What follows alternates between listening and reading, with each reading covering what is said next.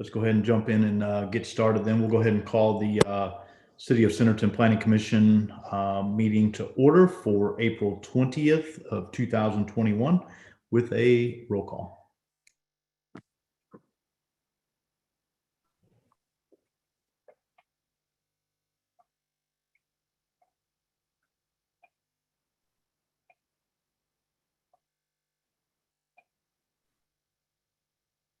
Todd is muted. still muted. Well, this will help. I'll say it again. Tony Davis.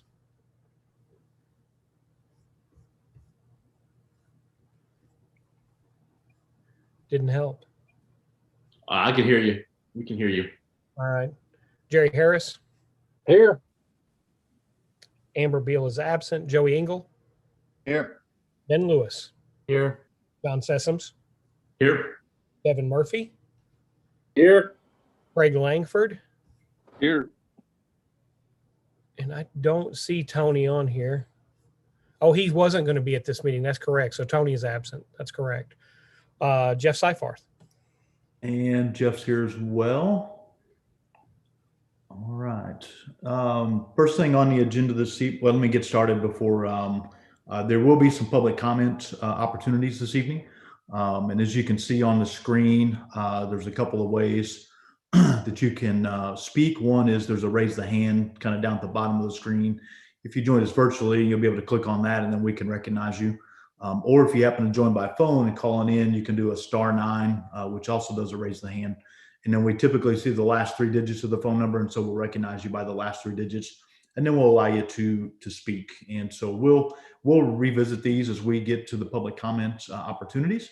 So now we'll go ahead and get started with the first thing on the agenda this evening, which is the approval of the planning minutes from 4/6 of 21. This is Craig. I'll make a motion to approve the minutes from the last planning commission meeting. This is John. I'll second. We have a motion and a second. Anyone opposed? All right. Next thing on the agenda is the ratification of the administrative approvals. On here, we have a couple. We have the track split 2103, the Puga property. We have HOP 2112, DNS Mobile Detailing, and then HOP 1213, Titan Virtual Tours. A couple of those are home offices and then one track split. Any questions or comments from any of the commissioners on those? I just wanted to make a quick note that there is also a rezone on the agenda for the property. It was not a contiguous tract split. It's the same property, but it wasn't necessarily a requirement of the tract split. So yeah, just for your consideration. All right, thank you, Nicole. If there are no questions or comments from any of the commissioners, then I would entertain a motion to approve the ratification of the administrative approvals. This is John. I'll motion to approve the ratification of administrative approvals as prescribed in the agenda. This is Jerry. I'll second. We have a motion and a second to approve. Is anyone opposed? All right, thank you guys. We have no old business. Then under new business, we do have a couple of public hearings. The first public hearing this evening is rezone 2109, Cashium Investments LLC, A1 to R3 duplex, 7.89 acres, 8660 Rainbow Farm Road. And as we've started doing in the last couple of meetings, we'll go ahead and have the applicant speak and just kind of give us an overview. Then we'll have staff give us an overview, and then we will open up a public hearing for the public comments. Hello, good evening. This is Binod. I'm representing one of the reps for Cashium Investments, and I have my partner here as well.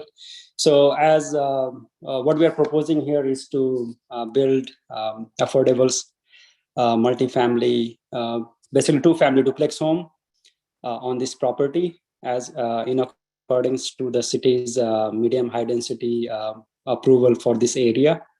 So that's our goal here, to develop this land and build duplexes.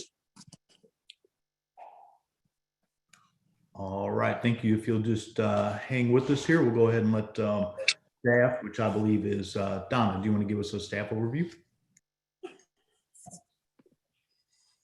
Sure. So the request is to rezone 7.89 acres at 8660 North Rainbow Farms Road from agricultural A1 to high density residential duplex, which is R3 duplex.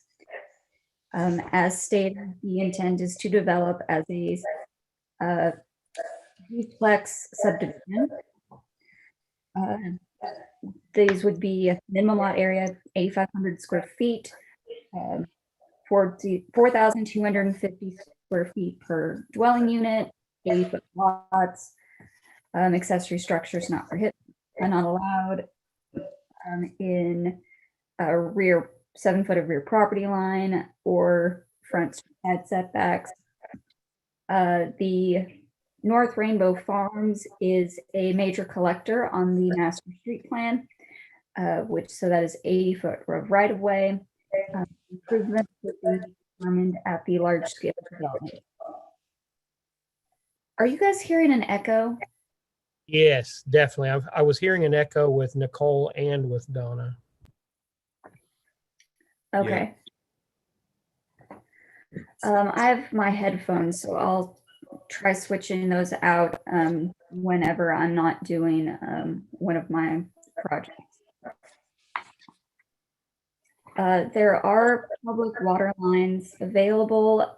Public sewer is not adjacent to the property, but it is being installed with the Brookside Estates.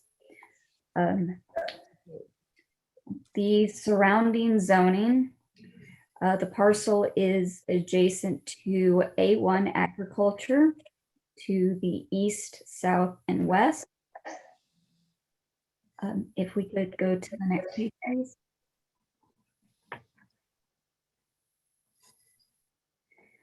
To the north is C3 Commercial, which is the Acer Game property. This was a indoor outdoor recreational conditional use permit that you all saw earlier in the year. R3 single family to the southwest is the Brookside Estate subdivision. The requested zoning to R3 duplex may be considered compatible to a transition between the higher density residential neighborhood and the commercial property and the adjacent agricultural properties. For the adopted land use plan, the parcel is designated as medium high density residential, which allows both attached and detached single family residential and homes with a density of 7 to 11 units per acre, which is consistent with the request.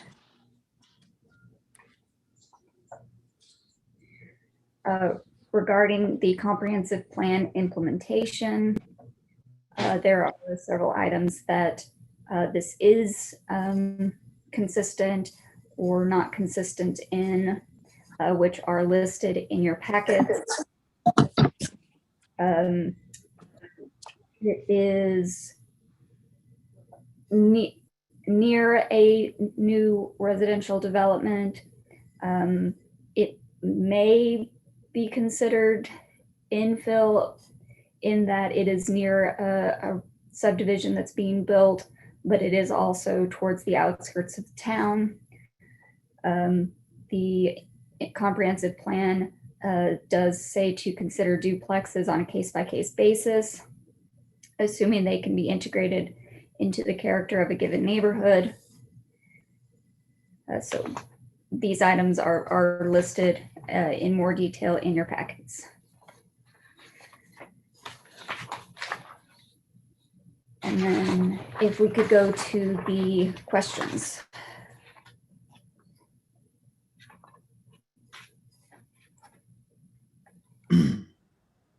If you have any specific questions for me, I can answer those. Otherwise, I'll see if I can get my headphones set up.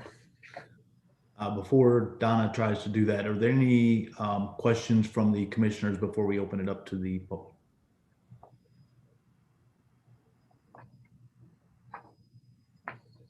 All right, if not, then I would entertain a motion to open the public hearing for rezone 2109, the Cash M Investments LLC requesting A1 to R3 duplex.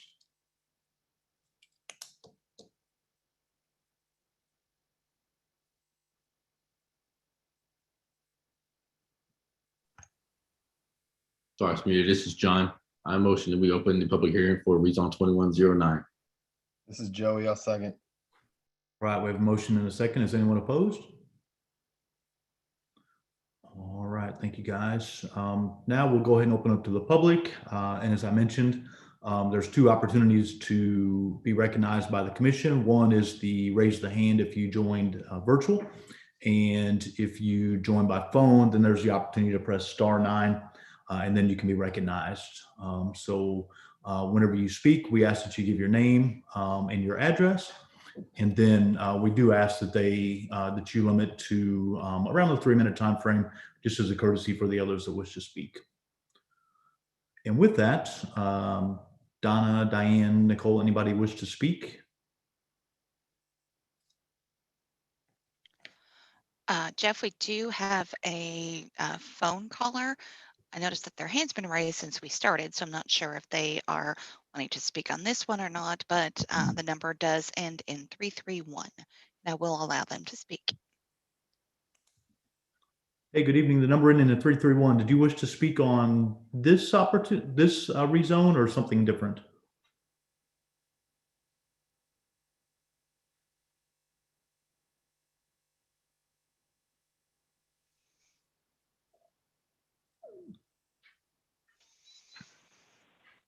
Diane, I wonder if that is one of the applicants. I see something on here that ends in 331 for one of the other properties. I wonder if it's That could be. I just wanted to make sure that they weren't left out.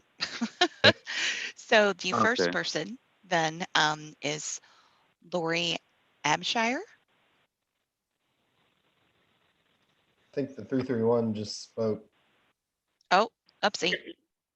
This is Lori Abshire. Can you hear me? Yes. Okay. Lori Abshire, my address is 3301 North Rainbow Farm Road, right next door to the subject property. I had a couple of questions to start with. Is there going to be more than one meeting on this, or do you plan to make the decision tonight? Well, I don't have an exact answer for that yet. But tonight I would say it either gets approved, it gets denied, or it gets tabled are the three options. And when we finish this portion, then that decision will be made. Then there would be some additional meetings from a development perspective when they bring the development plan and some other things, then there'd be an opportunity as well to see those. Okay. Well, like I said, I'm directly south of the proposed property to be rezoned. And it's just my opinion that it's inconsistent with the current plan. This neighborhood, with the exception of what we were told was medium density subdivision across the street, the R3 SF right there, has been single family dwellings on 5 acres or more, all up and down the street.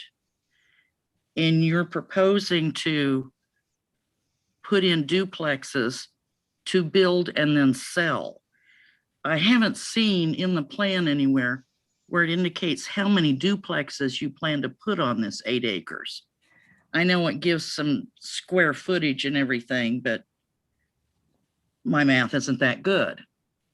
You know, is there going to be 1 duplex, 2 duplexes, 12 duplexes? This is a big concern for me. It seems like this is it almost seems like spot zoning, sticking this duplex subdivision in the middle of what used to be all these single family dwellings. I'm also curious if anybody has driven out and looked at this property besides just looking at a map on it. I think that would give you a better view if you could just sit there and look and imagine a subdivision of duplexes, basically right in the middle of this neighborhood. I just don't feel it's a good fit. You know, I would ask that if you either turn it down or you table your decision until you have a chance to get out here and physically look at it and imagine yourself, let's say, living on my property in a single family dwelling and having all these duplexes all of a sudden next door to you, which it's my understanding they plan to build these. They haven't indicated what type of duplex. I mean, is it going to be a high-end duplex? And then they're going to sell them all. And you're going to have all kinds of different landlords, so to speak, owning these duplexes, who frankly just care that they get their rent. I just don't feel it's a good fit. I feel it's bad for the neighborhood. And I would ask, no, actually, I'm pleading and I'm begging for you to turn it down, to say no. It would be a much better fit and they could make money, because I know that's the reason they bought the property from Cindy, was so that they could flip it and make a quick buck, is if they would build a nice house, 2,000 to 3,000 square foot house on that property and sell it. What really concerns me is if the decision has already been made, because they've already torn down the barn that was out there. So it appears to me like they're already planning That property. to build these duplexes. I'm hoping that's not the case. And after my last beg and my last plea to please say no, I'll yield the floor. Thank you, Lori. All right, Diane, do we have anyone else that wishes to speak? We have a Leslie Colberly. Sorry if I butchered your name. Hey, Leslie. Hello, can you hear me? Yes. Yes, Leslie Coberly. I'm at 5600 Brookside Road. I am directly west of that property. I am completely on board exactly with what the last person said. I don't think the information you just said, if it integrates into the character of the neighborhood, it does not integrate into the character of the neighborhood. The neighborhood is all single family homes. And I don't feel that it fits in or that it is a detriment to our properties. Also, just on our property, if you haven't been out here, there is a pond on the corner of our property. I have a big concern that there's going to be all those duplexes over there with our pond right there on that corner. Because usually when you have a lot of rentals, you're going to have a lot of children. And I usually in those areas, there's not any type of fencing up around that. And I think it could be an issue with safety. Whereas the subdivision is going to be completely fenced in across the street. This area probably will not be completely fenced in. So I'm not going to waste a lot of your time, but I completely agree with her. And I do request that you deny this and option of maybe putting in single family homes in that area versus duplexes, putting in, family homes on maybe single family homes, one per every acre. to fit the area that it's in. Thank you. All right, thank you, Leslie. Diane, anyone else wish to speak? I do not see any additional hands raised at this moment. All right, we'll do a second call for anyone that wishes to speak in regards to the rezone 2109, the Cashium Investments.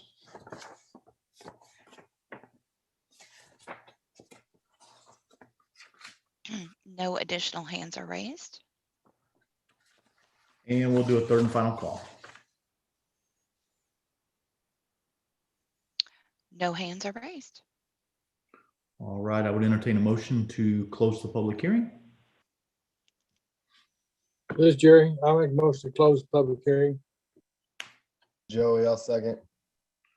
All right, we have a motion, we have a second. Is anyone opposed? All right, thank you, guys.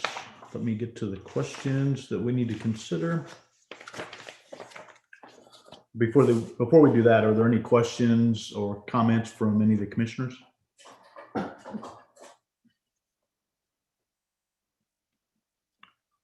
All right.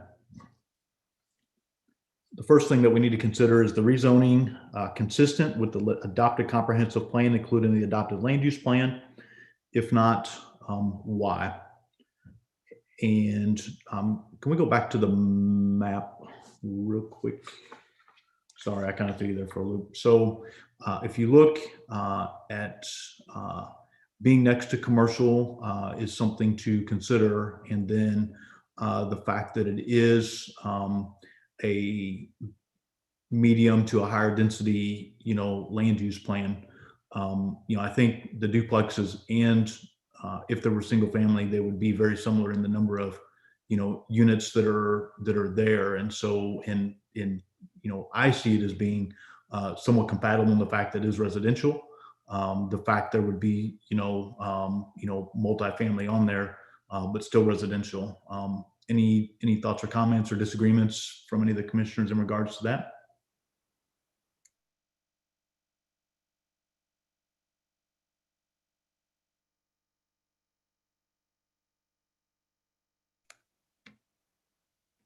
All right.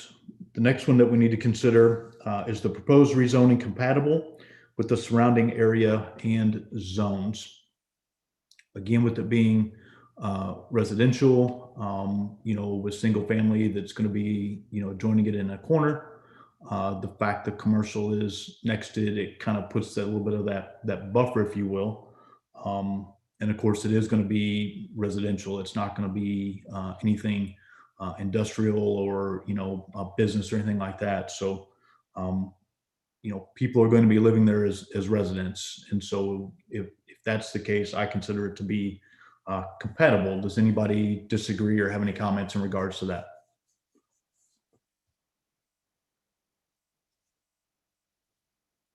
Okay. The next question, would all the permitted uses in the new zone be compatible in this location and the surrounding areas? And again, these are going to be, duplexes, residential duplexes, if you will, in regards to that, on regular lots and everything. So I do think that it would be, permitted, if you will, or other thing, these would be permitted in and near there. Does anybody disagree or have anything in regards to that? Okay. Would the rezoning provide a benefit to one landowner but not be considered for other similar properties in this area? And again, this area is considered to be, a higher density to medium density residential. And so I don't think we're making any exception here that we would for any of these others. And so I think that it would be, there's not one benefit to just this landowner. Does anybody disagree with that? Okay. If the public is opposed, why are the objections based upon factual information relating directly to this request or opinion based? Does any factual information presented apply to this rezoning situation? And so we did hear from a couple of the neighbors that are around in regards to, the possibility of it, not being compatible. Again, there's going to be some residential, duplexes that are here. It is consistent from a density perspective. We don't know the number of duplexes yet. We have some idea if we were to do some math. Of course, the safety, something to think about, but we can't require whether it be, this developer or the developer of the single family to necessarily put fences up, and certainly something to consider. And, hopefully the developer that's presenting it this evening was able to at least hear that and consider it, in regards to that. But I didn't necessarily hear any other, facts, if you will, that disagreed with any of this. Does any of the commissioners have any comments or questions or concerns in regards to that?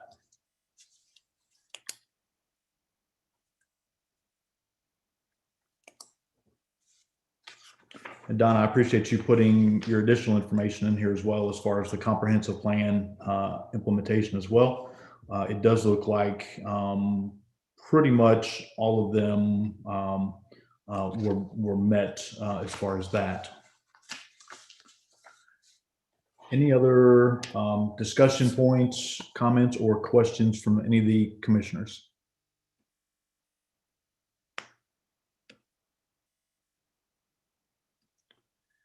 If not, then I would entertain a motion for rezone 2109 Cashium Investments LLC, A1 to R3 duplex, again at 7.89 acres at 8660 Rainbow Farm Road.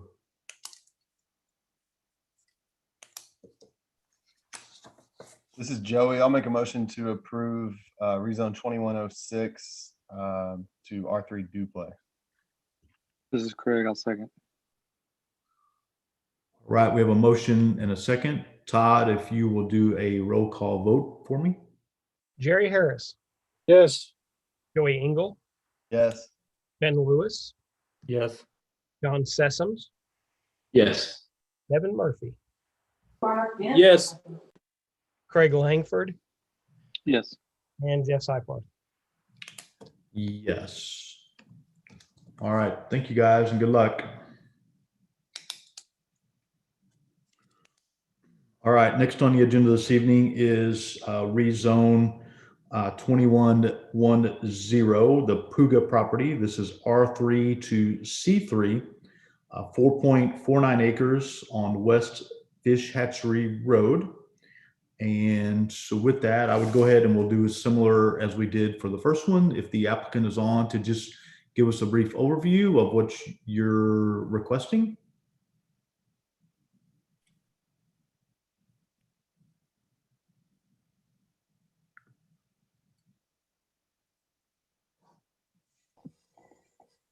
Donna, I do you do know? not see them here. Okay. Oh, wait, there's a phone number. Is it the 331 number? It is. Alfredo, is that you? Yes, I'm here. You want to just Hello? give us a brief overview? Yes, we want to rezone the property to, in the future, develop, maybe.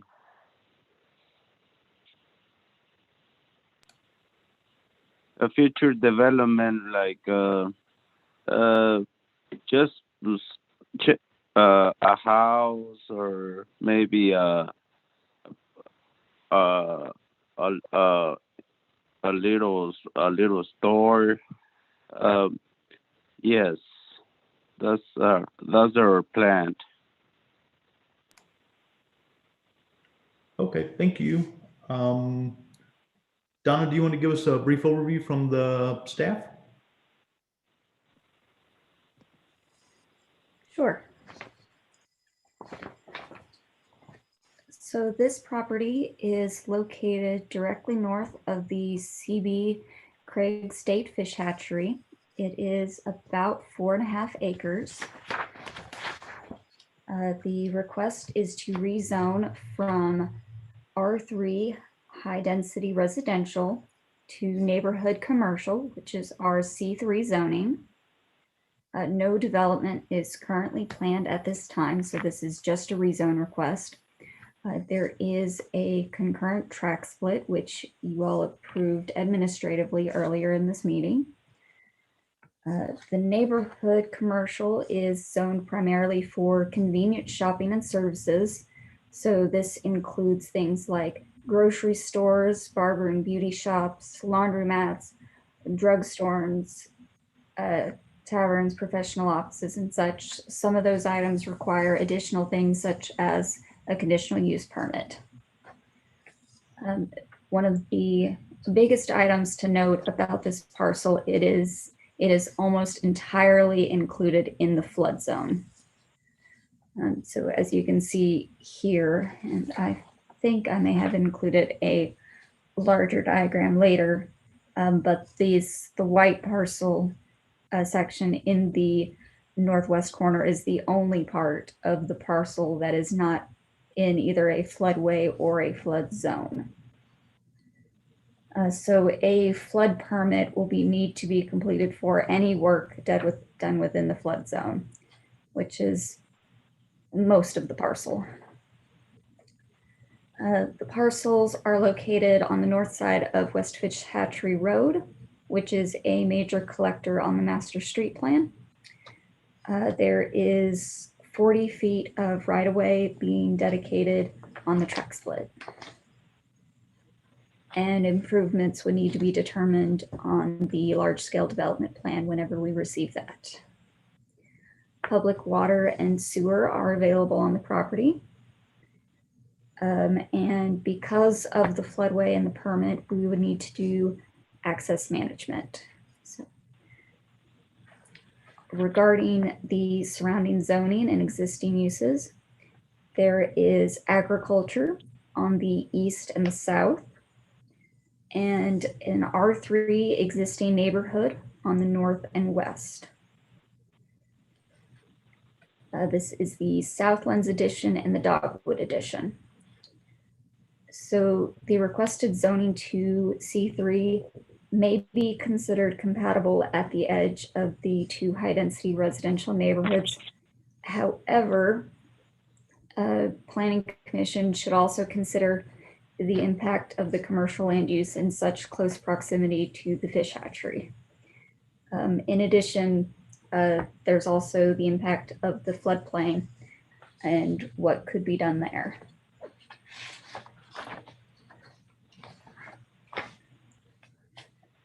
Particularly as there is a comprehensive plan item that specifically suggests that impact to floodplain should be considered.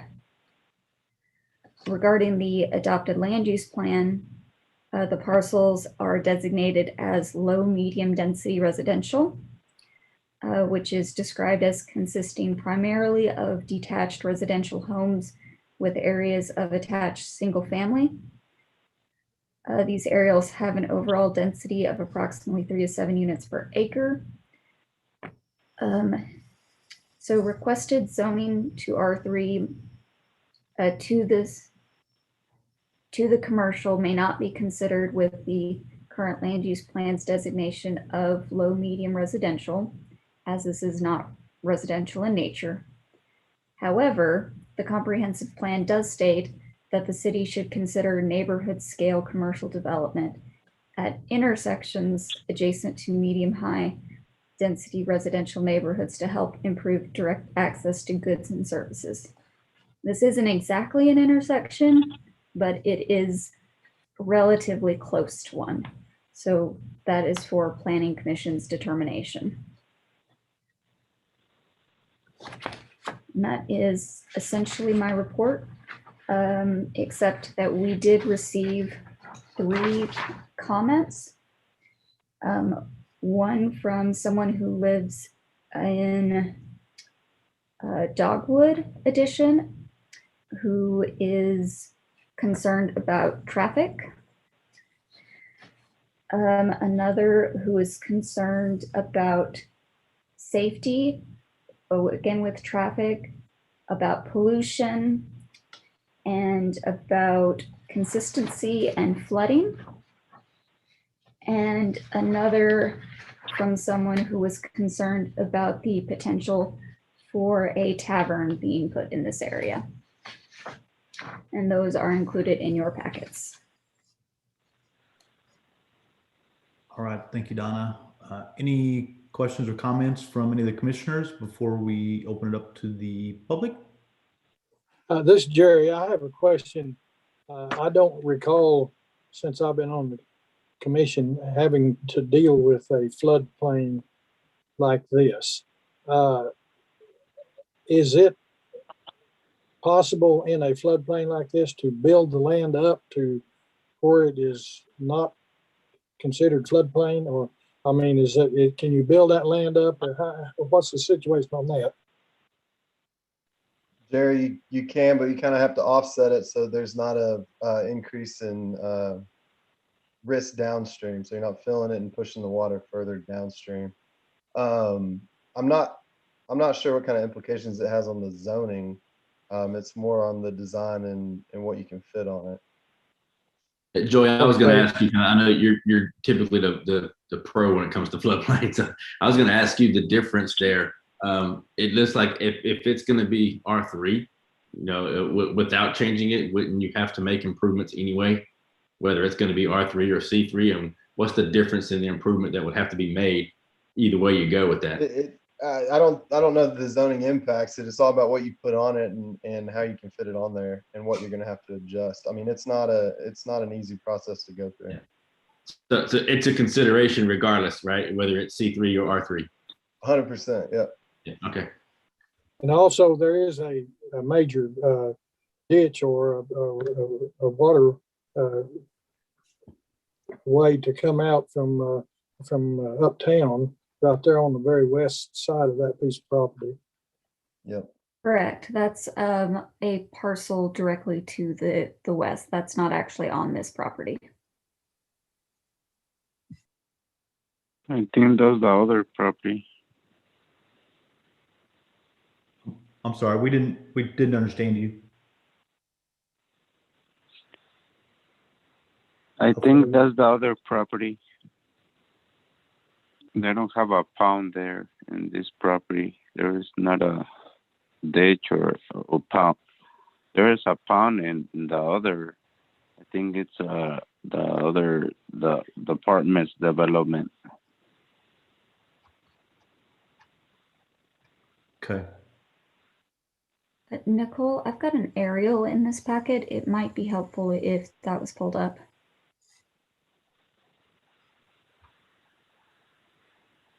Yeah, there is the other property that they're gonna build some golf apartments or something. There's a pond there.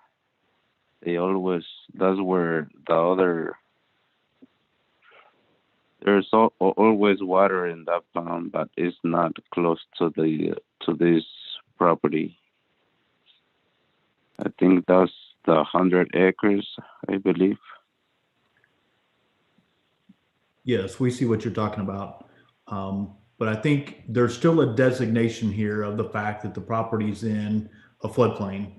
And so we can't just get caught up on on whether there's a pond or not. The consideration is there for the fact that it is in a floodplain. And I think, Joey tried to make the point that it shouldn't be what, one of our things that we need to worry about or consider. Certainly something to have a discussion on, but it may or may not, be something, because regardless of what you want to build here, there would have to be some paperwork, if you will, and some other things that in order to build on this property, even as it exists today. Yeah. We just want to build, we're going to split it and we're going to build probably a residential house or we're not sure right now, but we plan in the future, if everything goes good in the future, maybe 5-10 years, develop something commercial, Because sorry, John. So if you think that you might want to build a house or houses, then today that could already be done. and because it's already zoned for residential. If you think that's what But you want to do. we want a commercial. Okay. Just Yeah, wanted to we get want a clarification. rezone to commercial. Okay. Yeah, Jeff, that was my question because he did say residence. So if you rezone that to commercial, that negates the ability to build a home, a residential home, right? Because now it's commercial, not residential. Also, Yeah, are you asking for yeah, mixed use we're or- planning to do a commercials in the future. That's why, Okay. yeah, we're not planned rezone to commercial. Okay. We just wanted to verify before we go forward. So I'm going to go ahead and open it up to the public now. And again, there's a couple of ways for the public to be recognized. One is to do the raise the hand, which is located at the bottom of your screen if you joined virtually, or if you're by phone, you can do *9. And again, we ask that you kind of stick to that 3-minute time period as a courtesy to the other folks that wish to speak. And so with that, I'll entertain a motion. I don't think we did a motion to open the public hearing, so let's go ahead and do that. This is Ben. I'll make a motion to open the public hearing for rezone 20-10. Joey, I'll This is second. John. I'll second. All right, we have a motion and a second. Is anyone opposed? All right, now we'll go ahead and recognize the public. Diane, is there anyone that wishes to speak? Yes, we have Devin and Pam Grant. Hey, guys. Hello, can you hear me? Absolutely, Devin, go ahead. My name is Devin, and my wife Pam Grant is here. We live at 561 Dogwood Street. We actually border the drainage channel with a property zone request. So just want to state a few words. So good evening, Planning Commission. My wife and I have sent a detailed letter of our concerns that we would like the Centerton Planning Commission to consider before making a decision on the property's rezone request. The following are just a few concerns that we wish to read aloud in the meeting. Number one is safety. The Fish Hatchery Road is already a busy street that doesn't have sidewalks, and it will become even busier with commercial property. The street is heavily used by vehicles, cyclists, and pedestrians. Increased traffic would be a safety concern. Number two is pollution. Both light and noise pollution would increase with the presence of a commercial property. Many property owners purchase their property here because it is adjacent to a pasture land and the fish hatchery. Number three is flooding. This property is prone to flooding. If it would be rezoned as commercial, it's our assumption that the land would need to be elevated or developed, and therefore the excess flood waters could be diverted back to the adjacent property owners on the Dogwood Street, and this would impact our property. The surrounding areas with number four, so no other land in this area is zoned as commercial. By zoning this commercial, it would be inconsistent with the surrounding properties and create an island. For these reasons, we implore you to deny the zoning request. Thank you. All right, thanks, Devin. All right. Diane, anyone else wish to speak?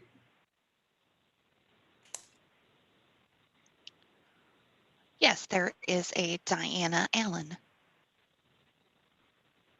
Hey, Diana. Hi, can you hear me? Yes. Actually, just a kind of a quick question. When I'm watching this on the phone, it's very hard for me to read the map. So if you could kind of explain to me exactly where this is, sort of in respect to the Lindsay property. It would be east of the Lindsay property. So the easiest way to explain it is if you were to come off of South Main Street and head west, you would run into this property, and then you would come upon some residences, and then you would come across the Lindsay property. Okay, I just couldn't tell at all. And my second question is sort of off subject a tiny bit. I thought tonight also was the vote on the Fish Hatchery Vaughn Lindsay property. Has that already happened? Did I miss that? Nope, we have not heard back from them. Matter of fact, their discussion, I think, with the state is on the 23rd. Okay. So you will post then when that comes up? Yes. Okay. I don't really have a whole lot to say about this particular property, except for I do agree with what the people before were saying, especially since I think I'm not positive the property owner is clear on what he's asking, that if it's changed to commercial, he will not have the ability to build residential property. And I don't necessarily, and not knowing, of course, what kind of business he's wanting to build, I would right now say I would not rezone it. Okay, thank you. Thank you. Did you give us your address ahead at the beginning? I'm sorry. I didn't. I'm sorry. It's 201 Blake Drive, Centerton. Thank you. You're welcome. All right, Diane, is there anyone else that wishes to speak? I do not see any additional hands raised. We will do a second call for anyone that wishes to speak in regards to the rezone 2110 at the Puga property. There are no Yes. hands. And we'll do a third and final call for anyone that wishes to speak in regards to the rezone. I do not see any additional hands raised. With that, I would entertain a motion to close the public hearing. This is Joey. I'll make a motion to close the public hearing. Devin, I'll second. We have a motion and we have a second. Is anyone opposed? All right, if we can go to our questions to consider.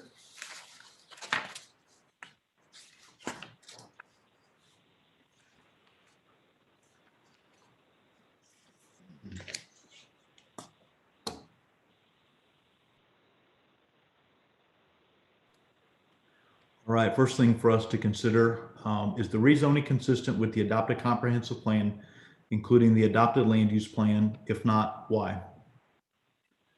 And I don't think it's consistent. And we'll certainly open it up to the other commissioners to speak.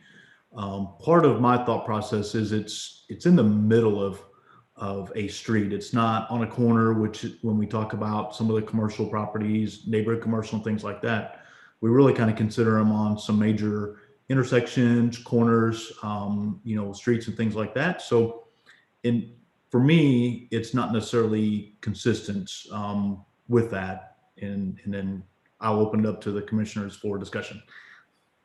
Jeff, I agree with you. I mean, looking at the land use plan, it's clearly low to medium density residential, no commercial in sight, regardless of the corner.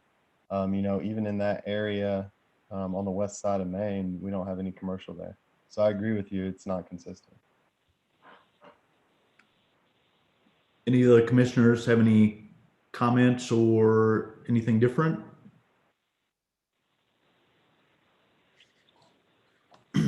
All right. The next question that we have to consider is the proposed rezoning compatible with the surrounding area and zones? And again, I think, opening it up to commercial in this residential area, based on, the existing and the land use plan, I don't necessarily consider it compatible. Does anybody disagree with that or have any comments in regards to that? Okay. Would all the permitted uses in the new zone be compatible in this location and surrounding areas? If we were to approve it from a neighborhood commercial perspective, what it talks about, access to whether it be a store or, I would have to look and see if a gas station or, I think Donna mentioned a barber shop and some other things, they might be compatible. I mean, those are things that people need. Any comments or thoughts in regards to that? Gas stations would not be allowable in a neighborhood commercial zoning. Thanks, Donna. I didn't have all my checks in front of me here, so I knew you would check me on that one, so thank you. All right, the next one, would the rezoning provide a benefit to one landowner but not be considered for other similar properties in this area? And I think this would almost provide that one benefit because it's not in an area that we've designated as having, you know, a neighborhood commercial area. What are you guys' thoughts on that?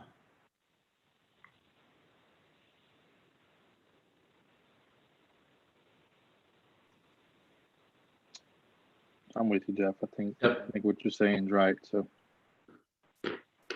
Thanks, Craig. I would agree, Jeff. If you look at the surrounding areas, the high density on each side, we wouldn't necessarily come back and rezone any of that commercial, regardless if it's developed or not, especially that close to the fish hatchery. So it would be something that we would allow this parcel to do that we probably would not allow the others. Thank you, John. All right, and then the last question, if the public is opposed, why are the objections based upon factual information relating directly to this request or opinion-based? Does any factual information presented apply to this rezone? Devin PM brought up traffic, pollution, flood, didn't share any facts.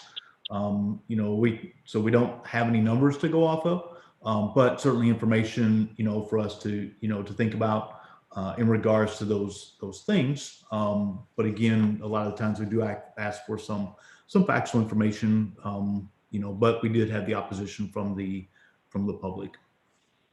Any questions or comments in regards to those?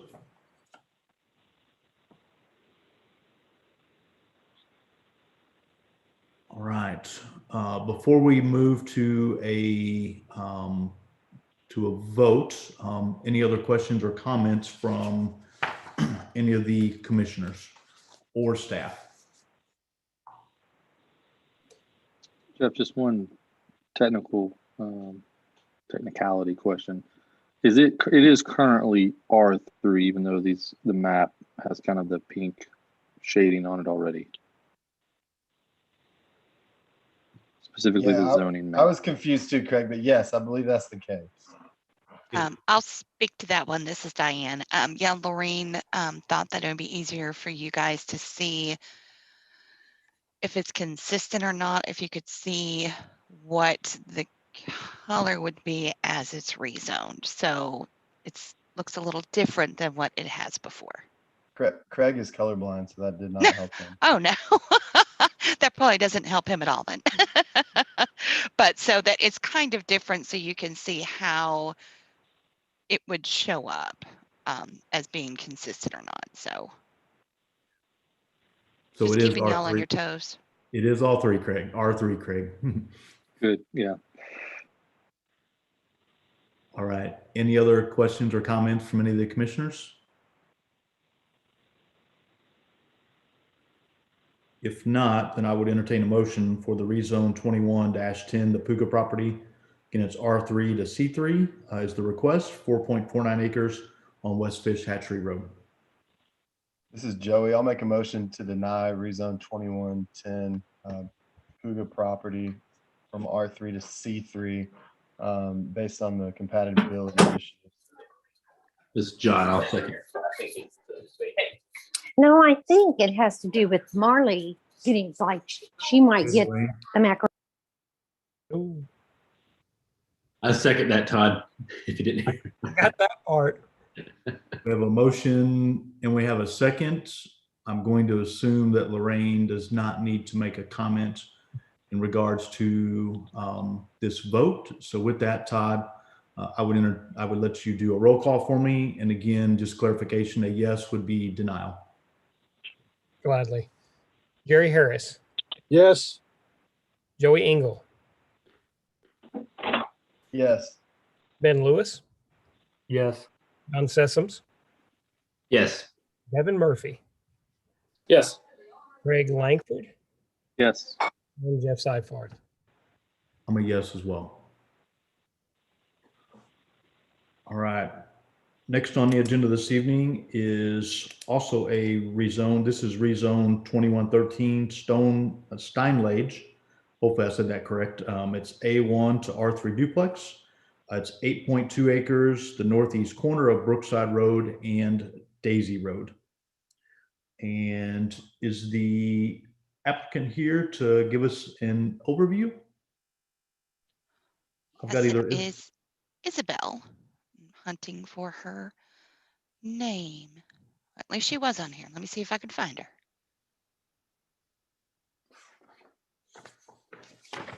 Isabel, if you're there, you can unmute yourself. Hey, Isabel, are you there? Hi, can you hear me? Yes. Hi, yes.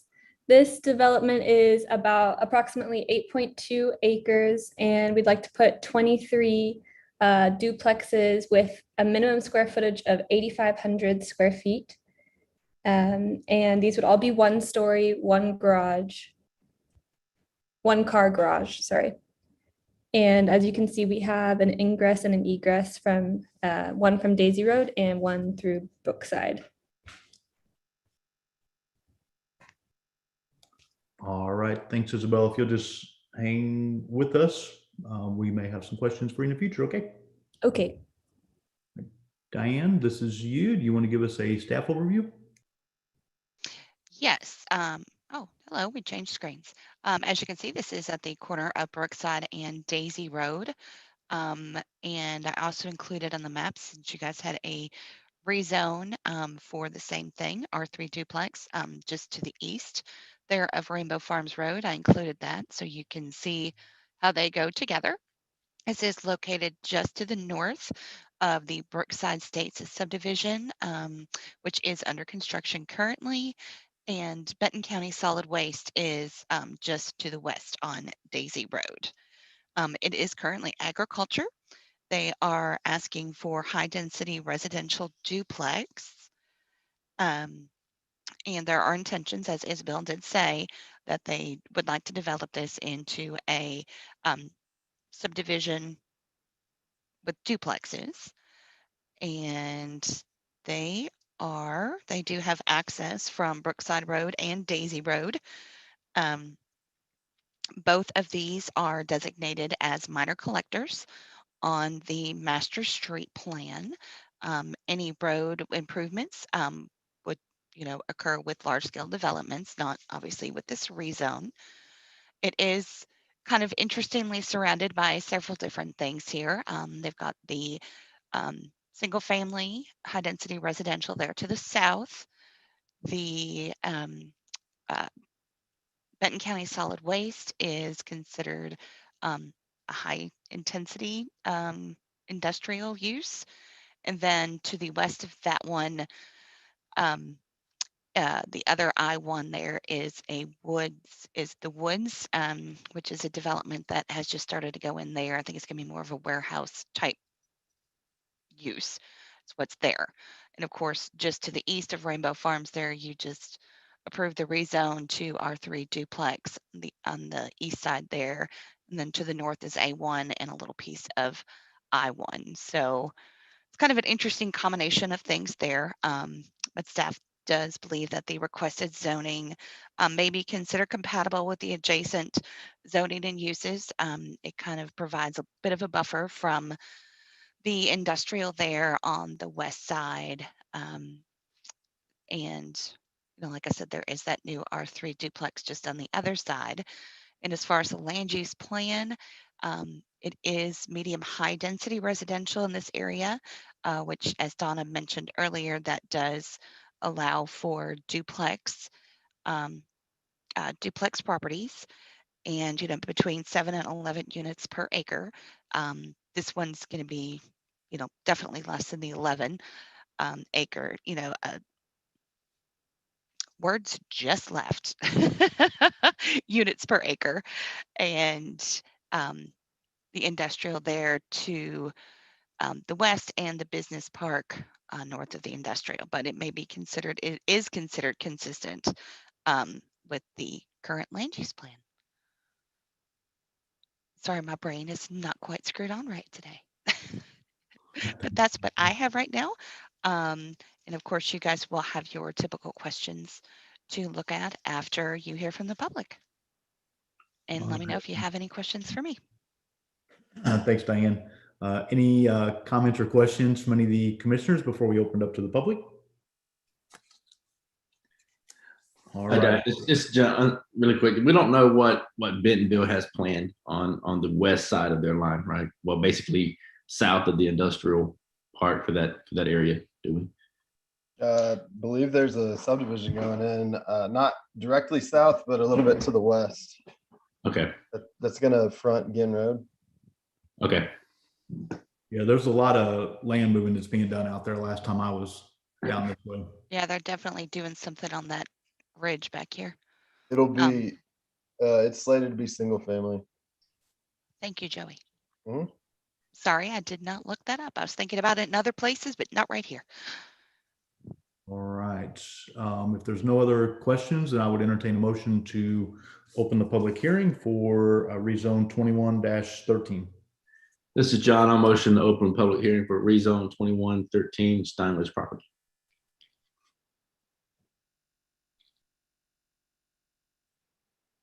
Joey, I'll second. All right, we have a motion and a second. Is anyone opposed? All righty, we'll go ahead and open it back up to the public. And just as a quick reminder, you can raise your hand if you join virtually, and if you join by phone, you can do *9. And again, name, address, and then kind of a 3 minutes or so, as a courtesy to some of the others. Diane, are you going to run this one as well, or? Sure, I can why do not? that. Oh, Donna, you're going to take over. Go right ahead. Donna, do we have anyone that wishes to speak? Leslie Coberly's hand is still raised. Would you like to speak? Yes, I would. All right. Go ahead, Leslie. 5600 Brookside Road. So this is another development on the other side of our property, on the west side of the property. My concern would be that the number of duplexes they are putting in there, and they're 1 story. It sounds like they are smaller duplexes. So that would indicate low income, which does not fit this area at all. So that would be my main concern. A couple issues to consider, that the property line between our properties is a tree-lined property line with large oak trees. That property line runs right down the middle of those trees. They have a side easement set over there of 7 feet, which based on the tree protection zone is way too less of an amount to not destroy those trees in construction. So that would be one thing that we need to consider, because we own half of those trees and would not want those to be demolished and during that construction. Secondly, and this is per the city put in from the south side of Brookside Road to the north side over on our side, a drainage ditch, so that all the water flows from that side, the south side of the road, to the north side of the road. Per the city, that is the natural flow of water, but it does not go down the street because the street goes uphill. So the water runs through our property. And again, per the city, that is the natural flow of water. So we have addressed that issue with underground French drains and stuff to run that water, but that natural flow goes right through our property and comes out to the middle of their property. And when we get those heavy rains, that property is completely flooded in the middle of their property. So they would need to make sure that they had proper drainage so that water does not back up on our property, that it continues to flow, unless the city plans to do different drainage so that water drains down the roads properly versus across the road and into our property and then across their property. So those would be two major issues that would need to be addressed with this piece. So I'm against it due to, it sounds like low income, and then we would need to address drainage and the trees would need to be addressed. Thank you. Thank you, Leslie. All right, Donna, does anyone else wish to speak? There are no other hands raised at this time. All right, we'll go ahead and do a second call. No hands? And we'll do a third and final call for anyone that wishes to speak in regards to the rezone 2113 Stone Ledge at A1 to R3 duplex. Still no hands. All right. Entertain This a is Joey. motion. I'll make a motion to close the public hearing for rezone 21-13. John, I'll second. We have a motion and we have a second. Is anyone opposed? All right, if we can go forward to our questions.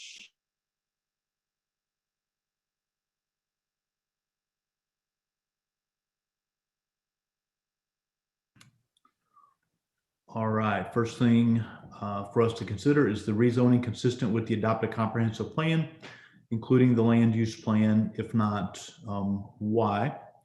And I think, as we consider the fact that it is medium/high density residential on the land use plan, they're asking for duplexes, which of course would be residential. So in my opinion, this one would be compatible. Does anybody disagree or have any comments in regards to that? Okay. Is the proposed rezoning compatible with the surrounding area and zones? And I think Diane, pointed out the fact that it does work as somewhat of a buffer between some of the more industrial, that's there, including the Benton County, services that are there. Of course, R3 across the street. I do think that it makes somewhat of a buffer, and the fact that it is, going to continue to be residential. Does anybody disagree with that or have any comments? Would all the permitted uses in the new zone be compatible in this location and the surrounding areas? And again, they're requesting for, duplex, which would be residential, in regards to that. Does anybody disagree or have any comments in regards to that? Okay. Would the rezoning provide a benefit to one landowner but not be considered for other similar properties in this area? And again, I think, as was pointed out, we considered one that was down the road. Again, they're asking for residential, and this area is zoned at, or land use plan also points to a medium/high density residential. Does anybody disagree or have any comments in regards to that? Okay, if the public is opposed, why? Are the objections based upon factual information relating directly to this request or opinion-based? Does any factual information presented apply to this rezoning situation? We don't know the size necessarily. We know we have the minimum square footage from a lot, perspective. The trees and whatnot. Isabel, I believe that you're probably still on the line. I'm not sure if Eric's on there with you, but I would strongly encourage you to visit, if you have not already, with the landowner in regards to the trees. And then in regards to water and drainage, certainly something that would be considered as part of the process that you would go through from a development perspective. So just a couple of things, to consider in regards to that. Any comments or anything in regards to that from any of the commissioners?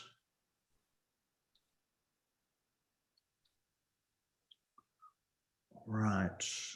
Are there any other questions, comments from any of the commissioners? Yeah, Jeff, I'd never seen where I shouldn't say commodity, but a tree or any kind of property is split by two parcels, both owning half of a tree. I've never seen that before. So when it comes to development, would the developer then need to have buy-in from the other half of that tree's owner before any kind of destruction or anything like that? I don't know. I don't know how that works. I don't either. Joey, any experience with that? No, but I think we'd make every opportunity we had to work with the developer and keep that natural buffer right there. Now the issue is fences along that, but again, that's something for the plat or future items that we'll see on an agenda if this passes. But John, to answer your question, no, I don't know.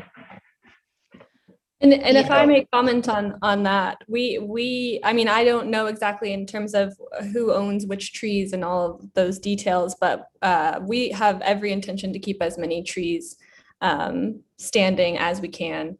So there's no intention to cut down more trees than necessary. And typically, whenever they come to final plot and development plans, we're pretty stringent on green space and maintaining what we can maintain within reason. So that's something we'd have to address then, I assume, right? Correct. Yes, John.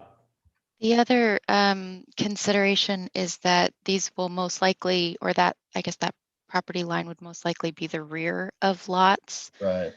Depending on how it's designed, but then that'll give them 20 or 25 feet. 20 feet is the rear setback. So just another thought. The issue is going to be the fences, Nicole. Yeah, fence. But Isabel, to answer your direct question, Leslie Coberly, just because it's public record, and her address will be available if you'd like to request that from the city, because it's part of the public record in our meeting notes that we will provide. Okay. Okay. All right. Any other questions or comments from any of the commissioners? If there are not, then I would entertain a motion for the rezone 2113, the Steinlage A1 to R3 duplex, 8.2 acres, the northeast corner of Brookside and Daisy. This is John. I'll motion to approve rezone 2113 Steinlage property A1 to R3 duplex. This is This is Joey. Ben, I'll I'll second. second. You got it, Joey.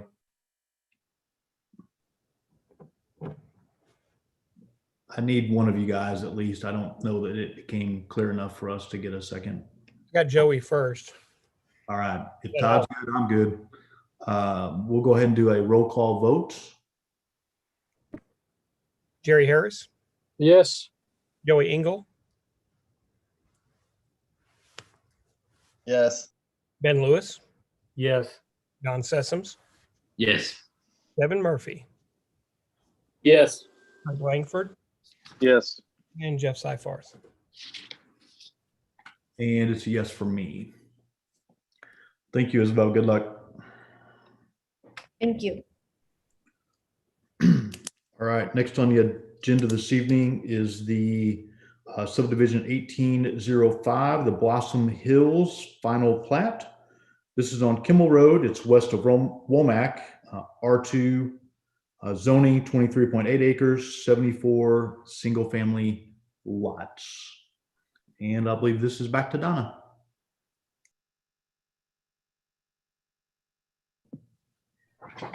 That's correct. This one's mine.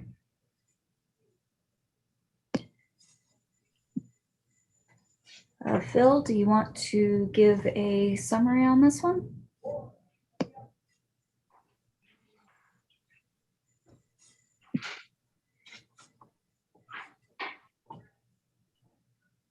Yeah, sure. Happy to do that. This is, as you stated, 74 single-family lots on Kimmel Road, west of Womack. Everything's been installed as planned and as-built are completed as well as the final plat. So just looking for your approval.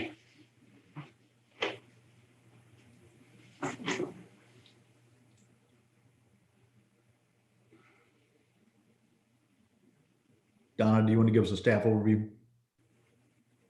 Sure. So we have received covenants, which were included in the PC report packets.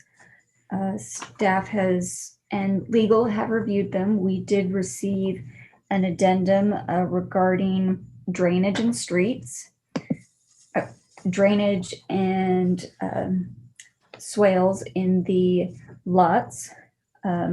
We received bonds for streets, drainage, water, and sewer.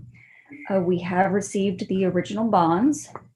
Streets was for $4,662,885. Drainage was for $315 and $315,024. Water and sewer. Water was for $124,161 and sewer was for $122,347. The applicant has requested a special council meeting for tomorrow, contingent on PC approval today. 30-foot of right-of-way is being dedicated on the final plat along Kimmel Road. The adjacent street agreement has been updated to account for a portion of sidewalk along the northwest stub of Churchill Road and to remove sidewalks that have been constructed along Kimmel Road. That new total is $87,009.21. We have received that fee in lieu. The drainage report has been received and engineering is recommending approvals contingent on remaining comments being addressed. During the preliminary plat approval, it had been recommended that an off-site drainage easement be acquired from the property to the north. In lieu of getting an agreement, 2 letters were sent to the property owner in June and July of last year, and the property owner had not signed or acknowledged those letters, but they were sent via certified mail. So we did receive confirmation that they were delivered. The largest item is the removal of the Carroll electric lines, which are on the west side of the property. You can see here in the record drawings. We did receive proof of payment from Carroll Electric, as well as confirmation that Carroll Electric intends on removing those poles once they receive the final plat. After speaking with Brian, with the city attorney, what the city would like to do is to essentially document and record basically an exhibit with the final plat stating that until those poles are completed, that no building permits or grading permits will be issued for those lots until the completion of the Carroll Electric poles are done. Other than that, all remaining site work has been completed. Comments on record documents are minor and are mostly pertaining to corrections and clarifications on the record drainage. Plat comments are also pretty minor and generally involve removing a building setback line, excuse me, from a drainage easement on a couple of lots and a couple of plan clarifications. But other than that, staff finds the plat to be generally in conformance with the municipal code, contingent on those couple of comments being addressed. Your packets include the recommended exhibit to be recorded with the plat. The email from Care Electric confirming that all of the financial considerations have been completed. It includes the plat and a couple of excerpts from the grading plan, the record documents. It also includes the covenants, specifically the addendum and the notarized covenants. So if you have any questions, please feel free to let me know. Any questions from any of the commissioners? I have one question about the offsite easement to the north. I don't know if John's on or if somebody else can speak to it. Is that flow that wasn't currently going there? I'm just looking for some clarification on that. And it sounds like we can't get it. Is that right?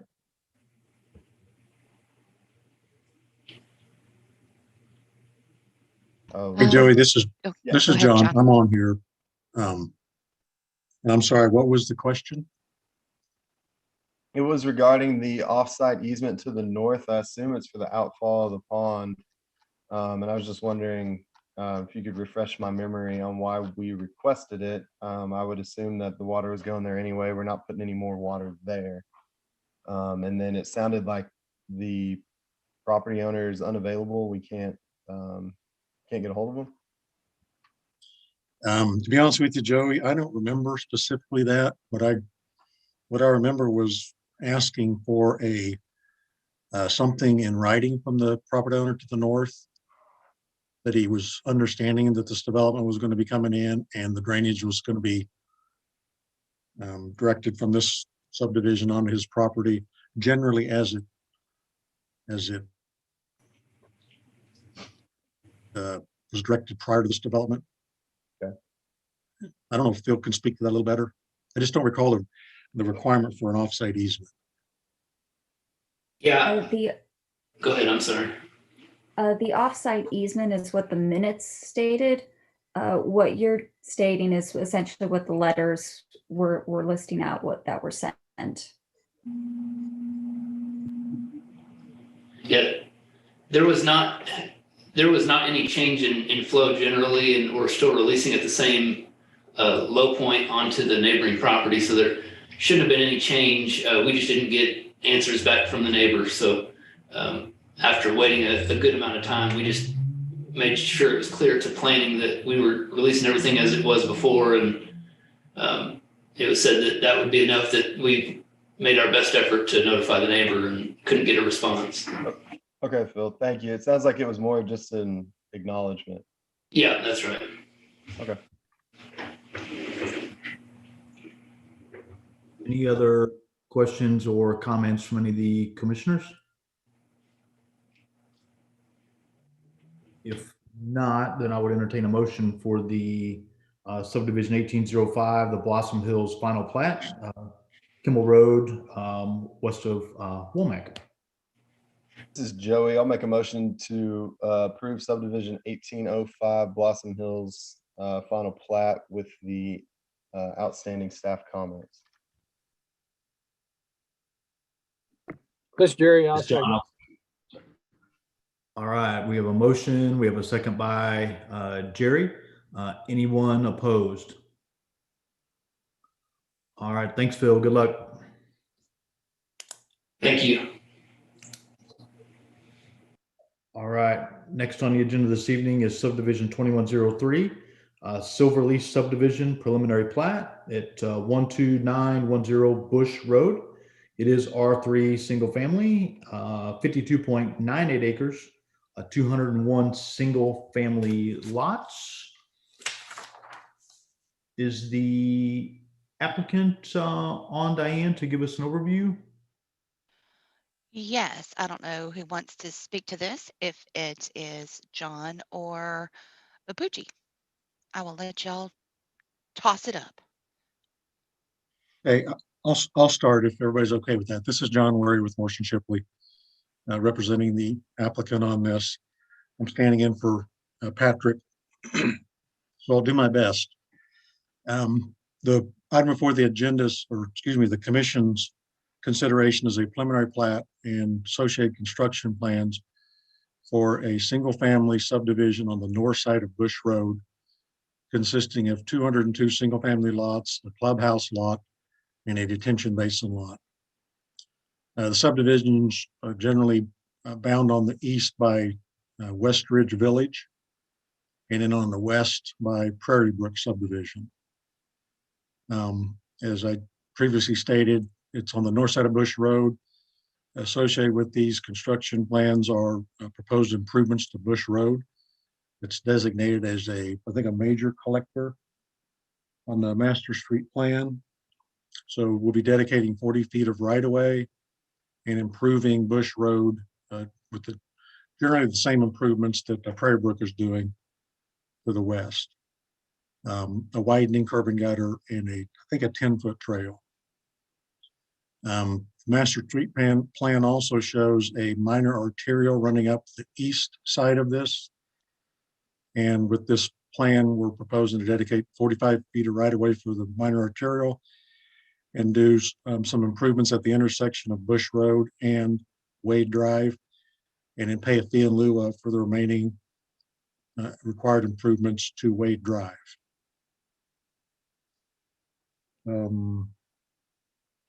Well, I think that's all I have at this point. I'd be happy to try to answer any questions here in a little bit. All right, thanks, John. Diane, do you want to give us a staff overview? Yes, I did include there in my aerial that the Prairie Brook subdivision is there to the west. Of course, that one is under construction currently. And here to the southwest is Edgewood subdivision. You guys have not seen that yet because it is preliminary and it's not quite ready to come to you guys. But just to kind of give you an overall idea of what's going on just in this area right now, just to kind of give you an idea. They are planning to construct the subdivision in 2 phases. The first phase, which is going to be here in the south, I have the hardest time finding phase lines on this. It's going to be this area right through here. There we go. Thanks, Nicole. And then phase 2 is going to be this more northern end. So the first phase is going to be lots 1 through 28 and tract A, of course, the detention pond. And phase 2 is going to be lots 129 through 203. This large lot up here will be a clubhouse lot. So they are going to have some open space up here and also a common lot. This was rezoned back in March of this year from A1 to R3. As far as the density for this, they're looking at approximately 4 units per acre. The average lot size pretty much is 0.2 acres. Almost every lot is 70 by 102, with the exception of the large lot up here for the clubhouse and kind of community area. Utility services, they are going to be connecting onto public sewer. That is down here in south of Bush Road, which I believe is the Tameron subdivision, and there is a water line existing here on Bush Road. There's no floodplain that seems to be located anywhere on or near this property. There was shown to be a potential wetland, so Morrison Shipley did contract with Habitat Architects to do kind of a desktop review for any wetlands habitat, and it was determined that there doesn't seem to be any jurisdictional features on the property and that the section 404 permit likely would not be needed for this project. So they did do that. The access, as you can see here, they have two intersections here on Bush Road, and they are connecting up with Prairie Brook here on the west on, I believe that's Blue Stem Drive. And they do have a stub out up here onto Wade Road, and we will discuss a little bit more when we get to the adjacent street improvements memorandum. like John said, they are going to be improving Bush Road to match up with what they're doing over here on Brookside. Although we did ask that they dedicate 40 feet of right of way. As I forgot what Brookside did, but they came in before the new master street plan. So I want to say theirs was 35 feet and not the 40. And 45 they are dedicating for Wade Drive, because that is on the master street plan as a minor arterial. So we're looking at this to be a major north-south connection through town, and Bush Road here is a major collector. They are proposing to do, like I said, the improvements of the 16 feet of pavement, curb and gutter, storm drain, and a 10-foot trail to match what's being done over here with Prairie Brook. As far as Wade Drive, they are proposing to just actually construct this little 100 feet here. That would be 24 feet of pavement, 4-inch asphalt, 6-inch base, all those good things that are required by the city, and curb and gutter on the west. And that would just be for 100 feet, so not even the entire length of the detention pond here. And that they said that alternative improvement would be about $45,754.70. And they are requesting a fee in lieu for this entire remainder of Wade Drive to complete with phase 2. Well, not really, but they would pay the fee in lieu when the second phase is completed. And that would be $235,597.33. Just as a note for you guys, this has not yet received approval from planning and city engineer.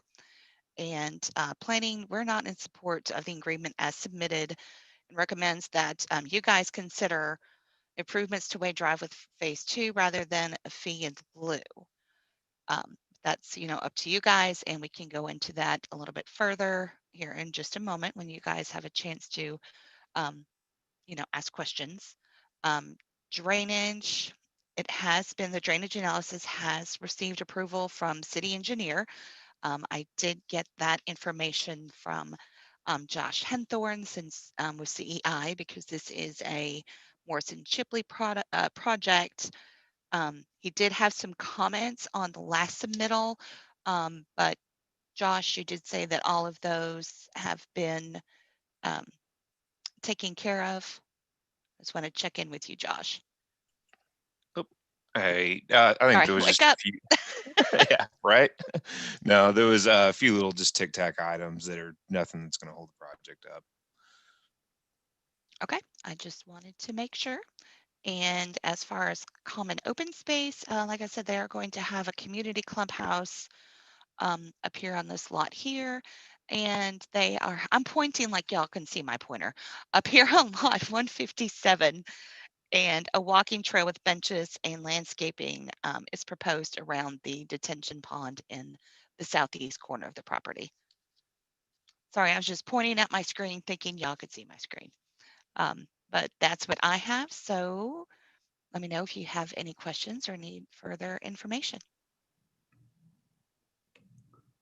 And just to elaborate a little bit more on our thoughts for the Wade Drive extension, with all of these units going in or online in the near future, we feel that this connection is going to become pretty important. Let me try to get to an aerial real quick while I'm speaking, but it almost reaches all the way up to Centerton Boulevard. There's just one other property in between this and Centerton Boulevard. And once that connection's made, that'll put a arterial, it may not need to be improved to that standard, but it'll be an alternate connection for all these units going on in this area, which we feel is pretty important. Here's the aerial. So we have Tycoon, which of course is currently connected, and then Bush will go out all the way to Vaughn Road and Highway 279 and the junior high. And as you know, this area is just exploding with residential development, and the city needs all of the collector and arterial connections that are possible. Also, Centerton Boulevard is going to be improved out to is it Keller or 279? Anyway, there's going to be improvements in this area being made. So again, it's our position that those actual improvements are important. The fee in lieu would basically put it on the city to do those improvements in the future, and I'm just not sure that that's reasonable with the level of impact that this project proposes. And also one more comment on that. West Ridge Village, just to the east, kind of up toward the northern part of this property. Thank you, Nicole. They did provide right-of-way with their project and also a fee in lieu. So there is money already in existence for that segment there and also the right-of-way. Just a little bit of background on there. Thank you, guys. And unfortunately, I know Rick was not going to be available this evening, so that just for the commissioner's perspective, that may be something that we need to come back and visit after we get the guidance from Rick in understanding, what's there from the West Ridge, along with the proposal from Silverleaf. So just kind of keep that in mind, that unfortunately Rick had an unplanned something came up and he was not able to be here this evening. So something for us to consider. And staff does not feel that needs to hold up the decision for the subdivision. In the past, we have brought the adjacent street improvement agreement back to Planning Commission for approval at a later date.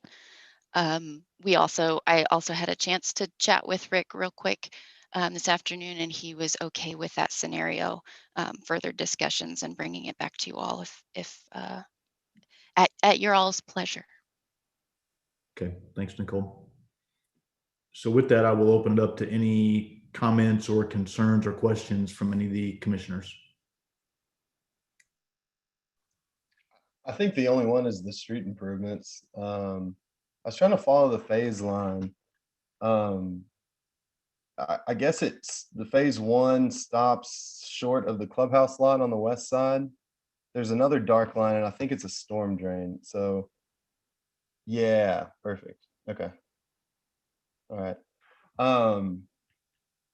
Back to the street improvements. I mean, I'm of the same opinion of Nicole, to get these streets built, fee in lieu is great. And technically there should be no difference to the developer. The only difference is the timeline on building the street.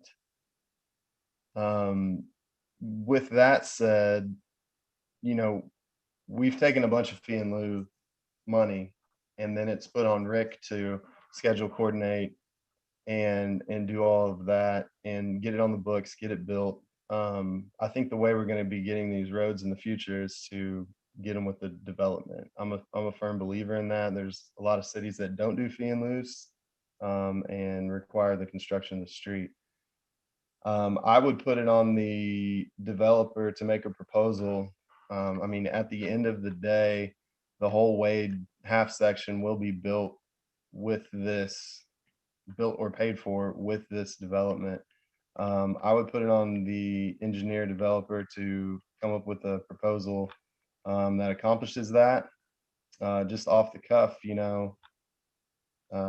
know what West Ridge gave the right of way, did the improvements. Maybe it makes sense to build your half section up to their southern line with the first phase, or coordinate with them and build it all the way through to the north side of West Ridge with this first phase, and defer the next to the second phase. And I think the deferral is something that we should consider, requiring this to go all in with the first phase, That is a burden to the developer. Other cities don't allow the deferral, just because of the situations that we ran into in 08, 06, you know, when everything went down. But I would put it back in their court to come up with some sort of plan on how to get this accomplished through both phases and what makes sense to them. That's my opinion on the street improvements. All right, thanks, Joey. John, does that make sense? Yeah, yes, it does. And I guess I'd like to just say a couple things. I think the developer understands the position of the city for him to contribute to his half of this minor arterial street. And one of the things, and Joey touched on this, the disadvantage to building the road is probably generally for him is timing. This just adds time to the construction schedule. So if it's his option to pay a fee in lieu of as opposed to building the road, that would be his preference. And we have met with Rick several times on this. And actually, I'm trying to think, we submitted twice on this and received comments a week from today. And the only comment related to this was to basically to get in touch with Rick to work this out. And it was my understanding, talking to Rick, that the proposal that we proposed was basically what he asked for with regards to the approximately 100 feet of the street to be built, which would include the intersection of Wade and Bush Road, and the drainage from the detention pond would get constructed, and that he would support a fee in lieu for the remainder of the road. And unfortunately, Rick's not available, so he can't speak to that. And I think if the commissioners are more comfortable hearing from Rick and would rather this come back to them, you know, at the next meeting, for example, when Rick's available, then I think that's reasonable. I guess my only question, if we work with staff and we come up with an agreement with staff, does the commission have a preference on how they'd like to see that, whether it's construction of the road or fee in lieu of? It sounded kind of like from Joey that maybe Joey has a preference of the road improvements to be done over the fee in lieu. I just want to make sure that we don't work with staff and come back with a proposal for a fee in lieu of that doesn't get commission support. Sure. And John, to be fair, I believe the code, you know, spells out all these options. You know, and I think specifically what the code says is that the, you know, just handily, I have it with me. you happen to have that pulled up, didn't you? Well, basically what the option 3 for fee in lieu of says is that the decision is at the discretion of the commission based upon the recommendation from the city street superintendent. Yeah. So that's what it says. And so I guess where I'm going with that is if we pull back and condition its approval on working with staff on a resolution to the Wade improvements, and the agreement is that it's a fee in lieu of, do the commissioners feel like they can support that? John, I don't want to speak for everybody else, but you know, Rick might know things that we're not privy to on this area. You know, so it's kind of gonna come to him about, you know, what his recommendation is. I know you talked to him about this, and the only counterpoint I have to what you said about the timing and all that is, you know, if I understand it's a burden to the developer as far as the timeline, but if it's a fee in lieu, that burden just gets passed to the city to deal with. And again, that's Rick's department, that's Rick's job essentially. So personally, I would lean on him to make that recommendation. But you know, if I had my rathers, I'd love to see it get built. Okay, and just a couple other points, and these are some of the points that I guess Rick and I discussed. I guess one of the concerns that Rick had is that if this road is built right now, until the connection to 102 takes place, it'll get very little use. And I think that it's widely understood from people in the asphalt industry that if the road doesn't get used, then the asphalt paving will deteriorate. And you could actually reduce the life of the pavement from 30 to 50% because of oxidation and micro cracking, and grass grows in the cracks and all that stuff. So if the road's not going to use, I think the preference would be to not build it. Now, I guess it's up for discussion whether or not the road will get any use until the 800 feet or so gets connected to Highway 102. And I don't know if anybody knows when that might happen. But John, I'm just looking at it, and I would probably argue a little bit different. Again, that's unfortunately with Rick not being here, the thing is, if I live towards the back of I'll call it the back of the subdivision, I'm going to use that road. So I would argue, there's probably 60 to 80 lots there. If there's two vehicles, there's potentially a lot of traffic, that could go out and use that. So, without creating a traffic study, which then creates other work, right? And money. I think that's an opinion, and unfortunately Rick's not here to either support it or, disagree with it. So, but I would say there's quite a few lots that could take advantage of it that would then take some traffic off of people going through the neighborhood to try to get to one of the two exits that's out on Bush Road. So that's just my opinion and looking at the plat, without driving out in that area. And Jeff, if you look, at the aerials that showed all of the adjacent subdivisions, you have Westridge, you also have another larger single family development to the east of that, and they're all going to be connected to that. So yeah, right there. I think it probably gets more traffic, John. And what I would say is I don't think that it will hinder us from approving tonight. I do think that this is a very important street, though, with the amount of development that's out there, without knowing, unfortunately, what's going to go out, potentially onto West Centerton Boulevard.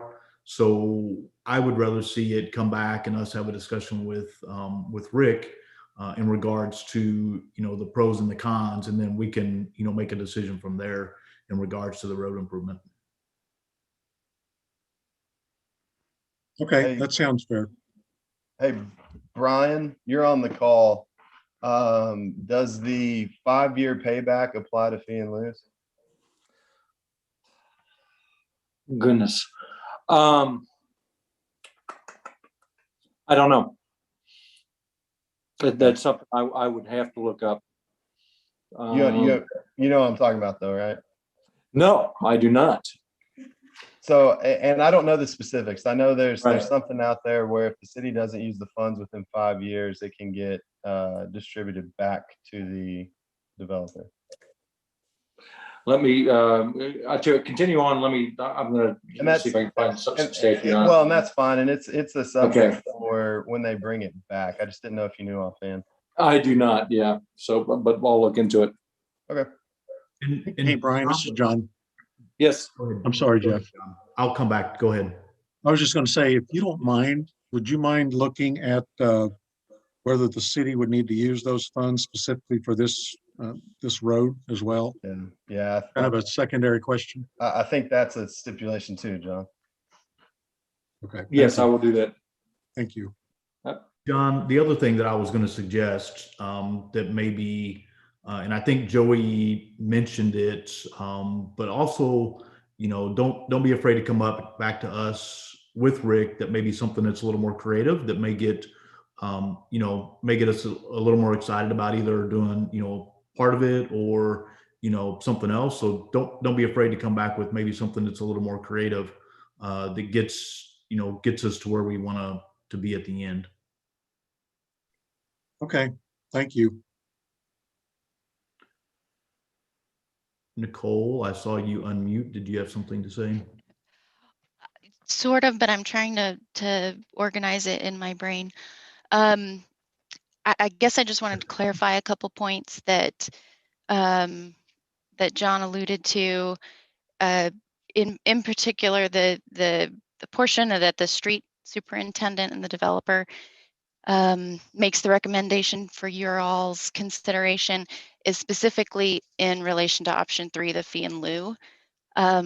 Street connectivity is a much broader consideration. So, and the code specifically states that the planning commission has to approve it, right? So ultimately it's your decision, and staff makes recommendations. But Okay. in relation to the street superintendent specifically, that was fee in lieu. They recommend the amount. Does that make sense? They just recommend the amount for the fee in lieu, is what you're saying. Correct. But it's our decision on what we accept. Yes, ultimately it's your decision, So- and connectivity as applies to planning. So John, Jeff said it, Nicole said it, I'll say it. We're not trying to hold up your approval to get started here. But with that said, you've heard from myself, you've heard from Jeff, Nicole's alluded to the street connectivity. If you want to talk to Rick about it, feel free, we can come back and revisit it. If you'd like to propose an alternate solution tonight, we can certainly get that in the motion. How much time do I have to propose an alternate solution? Can we skip this one and come back to it at the end? How does that Well, I work was just out? going to say if I had a couple of minutes, because unfortunately we're not being virtual. I can't talk to the developer real quick, but if I had like a minute or so, I probably could get right back with you. Okay. Yeah, I think we can waste time for a minute or two, John, if you want. Do we need to motion to table for 5 minutes? Yes, sir. It's just No, have like we'll- a musical intermission. It's like wait music when you call somebody, right?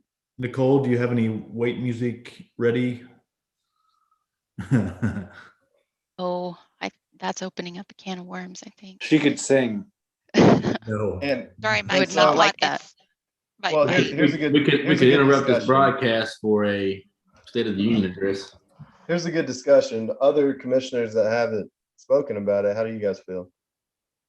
Joey, I think you said it well. How many times we do a fee in lieu of, and maybe a year or two before they come back and improve a road, or even longer. Yeah. So for connectivity, you might as well get it done and put the burden on them instead of shifting it to the city. But again, I'm just learning about it, but it just makes sense to get it done. And we don't know the shifting priorities of the city too. When we shift that to the city, things could happen like a 14-degree, polar vortex that, rips up all of your streets, and now it just gets behind, and now you put that on Rick to have to schedule that. We don't know what the city's priorities are going to be as they evolve. So Correct. And one of my points to that would be, this is the need for this road is driven by that subdivision. Shifting the responsibility back to the city, in my opinion, in my opinion, it's the developer's responsibility. It's part of his development. It's part of the improvements for this subdivision. To me, it makes sense to keep it that way. But I like the option of the fee in lieu because there's certain situations where it might just not make sense to do that. This Jerry, I have to agree with Jeff.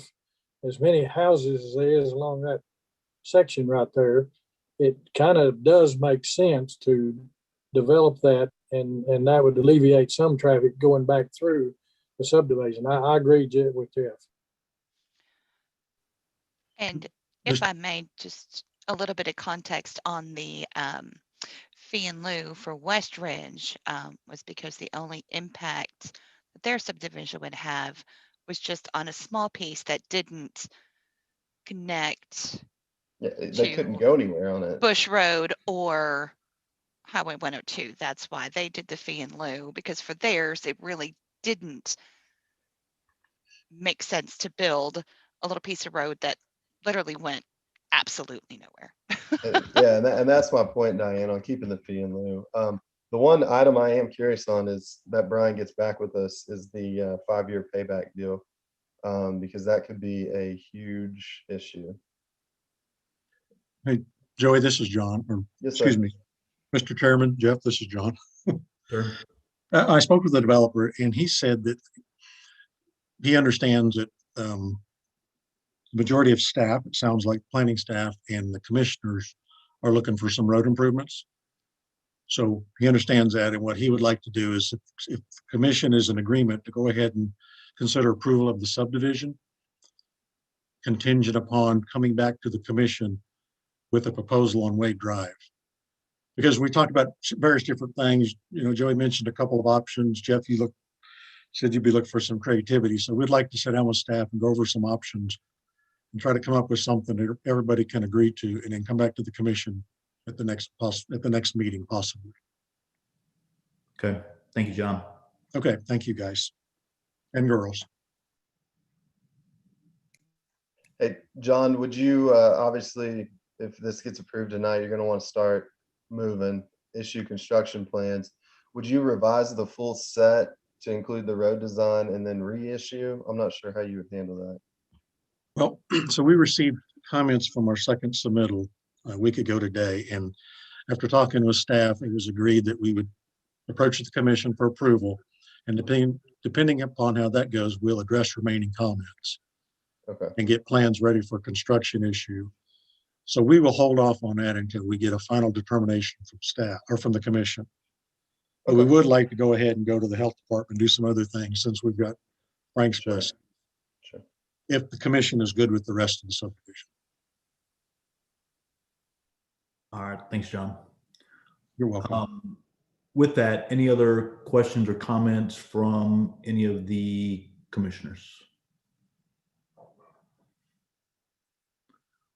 All right, John, I don't know if you were able to hear us, but I would agree that we did have a discussion amongst some of the other commissioners, and they're all, you know, kind of leaning for the development of that road. Just in case you didn't hear that it wasn't just Joey or I.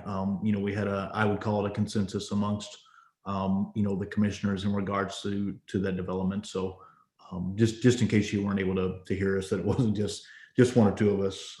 So we did have that discussion while you were on the phone. So I appreciate it.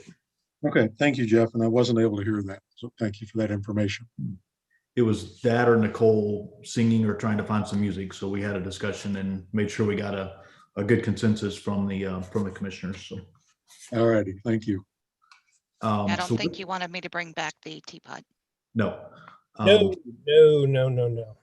With that, if there are no comments or questions from any of the commissioners, I would entertain a motion for the subdivision 2103, the Silverleaf subdivision preliminary plat. Again, it's at 12910 Bush Road, R3 single family, 201 single family lots. This is Joey. I'll make a motion to approve subdivision 2103 Silverleaf, contingent upon the outstanding staff comments and the Wade Drive street improvement plan. John, I'll This second. Gary. All right, we have a motion and we have a second. Anyone opposed?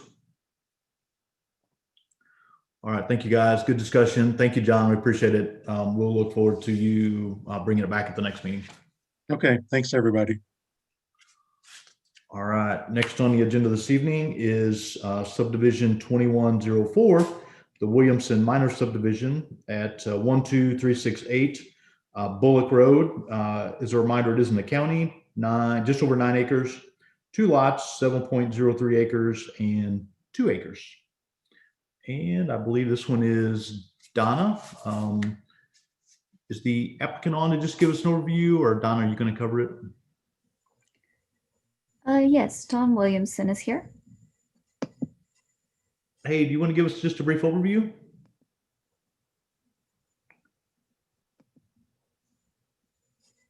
Yes, sir. I just want to sell 2 acres to a family that's going to build a house there. And we had the drainage. The guy sent you a letter. Gavin sent you a letter for the drainage. All right, thanks. Donna, do you want to give us a staff overview?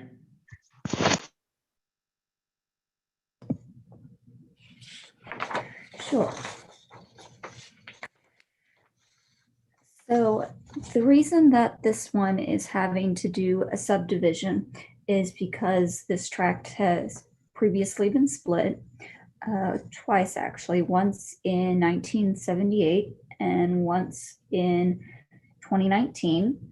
The one in 2019 created the 9.031 acre tract, which is being divided now.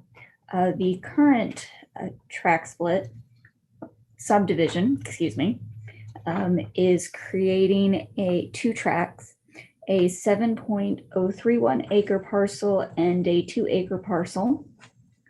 We do not currently have code specifically for minor subdivisions. However, this is essentially a minor subdivision.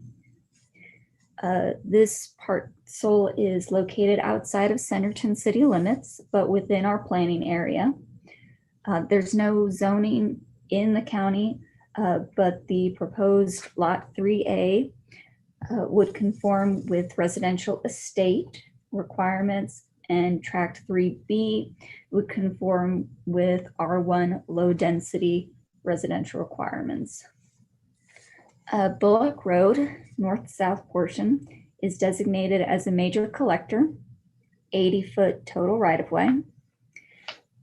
We've recommended that the future right-of-way be shown on the plat, but that the Planning Commission waive the subdivision requirement for right-of-way dedication, as with the exception of the construction of one additional house, this area is not being really developed.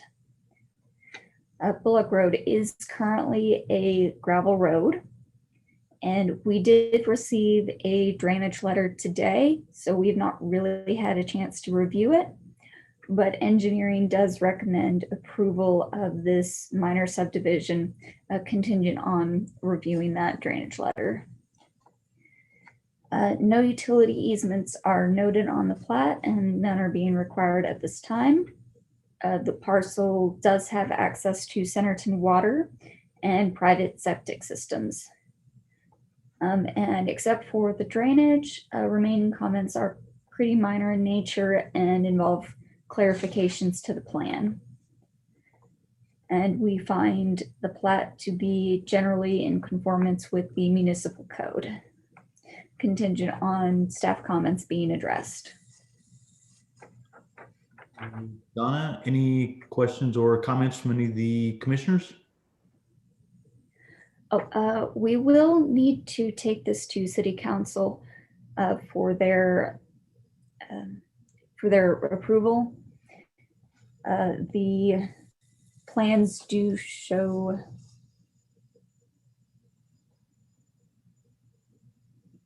excuse me, we will need to take this to City Council for their signature.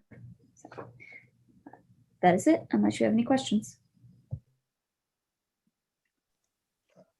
I have a general question. Your comment said waive the right-of-way dedication. How can we accept right-of-way dedication in the county?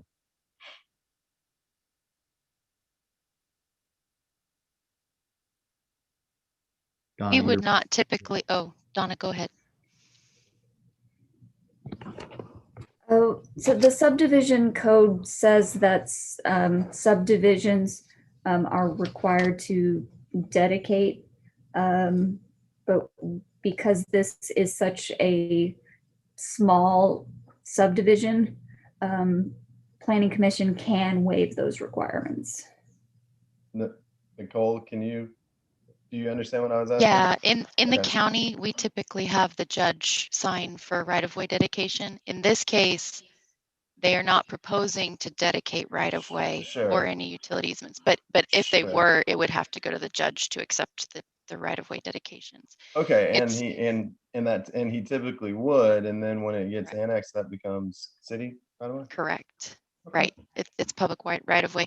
And just to clarify, it's going to council because they have to accept subdivision plats. And since this is processed as a subdivision, that's why it's going to council, but they're not actually accepting dedications, if that makes sense. Yeah. Just the plat, the subdivision plat. Yeah, that was another question, but yeah, that's not applicable to this project. I was just curious. John or Jeff, can I make a motion? Yes. Sorry. This is Joey. I'll make a motion to approve subdivision 2104 with any outstanding staff comments. We want the one contingency. The drainage approval, Joey. Yeah, yes, yes. I'm sorry. I thought the staff comments covered that, but yes, we would want the drainage letter on this as well. This Jerry, I'll second. All right, we have a motion. We have a second. Is anyone opposed? All right, thank you, guys. All right, next on the agenda this evening is the development 2007, the Diamond Wash at 1810 East Centerton Boulevard. It is C2 and it's 0.99 acres. And is Diane, is the developer on to give us a brief overview, or are you going to cover it? Yes, Daniel Patillo. If I butcher your name, please forgive me. I'll figure out how to say it sometime. He is on the line. Hey, Daniel.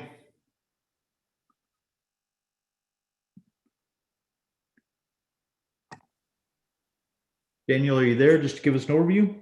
Yeah, good evening. Can you hear me? Yeah, absolutely. All right. So the picture shows the lot that we have selected there. It's 0.99 of a recent lot as approved for the Sitten Group. We're going to build on that easternmost lot there.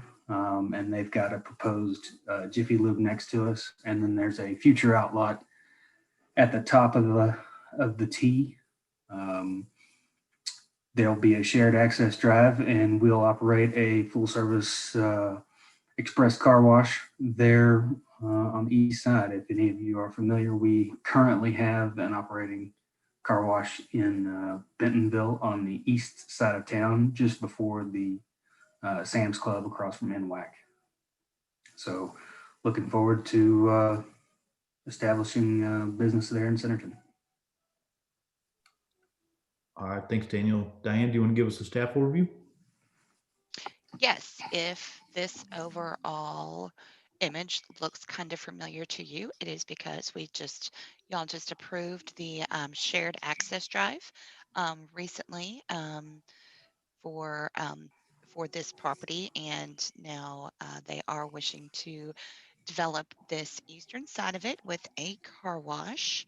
The property is zoned C2 commercial, and this one, has been, my foray into being a guinea pig with it being within the city of Centerton, but having city of Bentonville utilities.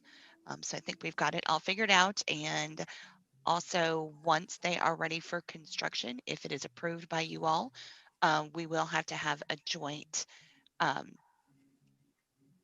pre-construction meeting with the city of Bentonville. And I think I've got one figured out when the shared access drives comes in for their construction. Of course, according to the schedule of uses, we don't have anything that specifically says car wash. So I kind of looked at it as far as retail stores. It's not really what it is, but we don't have anything that specifies car wash. But this would be permitted in the current zoning district. And there is 65 feet of RDOT right-of-way existing. No additional right-of-way was required at this time. And they are not also doing any additional improvements there. There is already a sidewalk along Highway 102. There will not be access directly from Highway 102 to this property. It will be accessed from the shared access drive. So we're not going to be adding any additional drives onto Highway 102. There are no known floodplains located on the property or the adjacent property.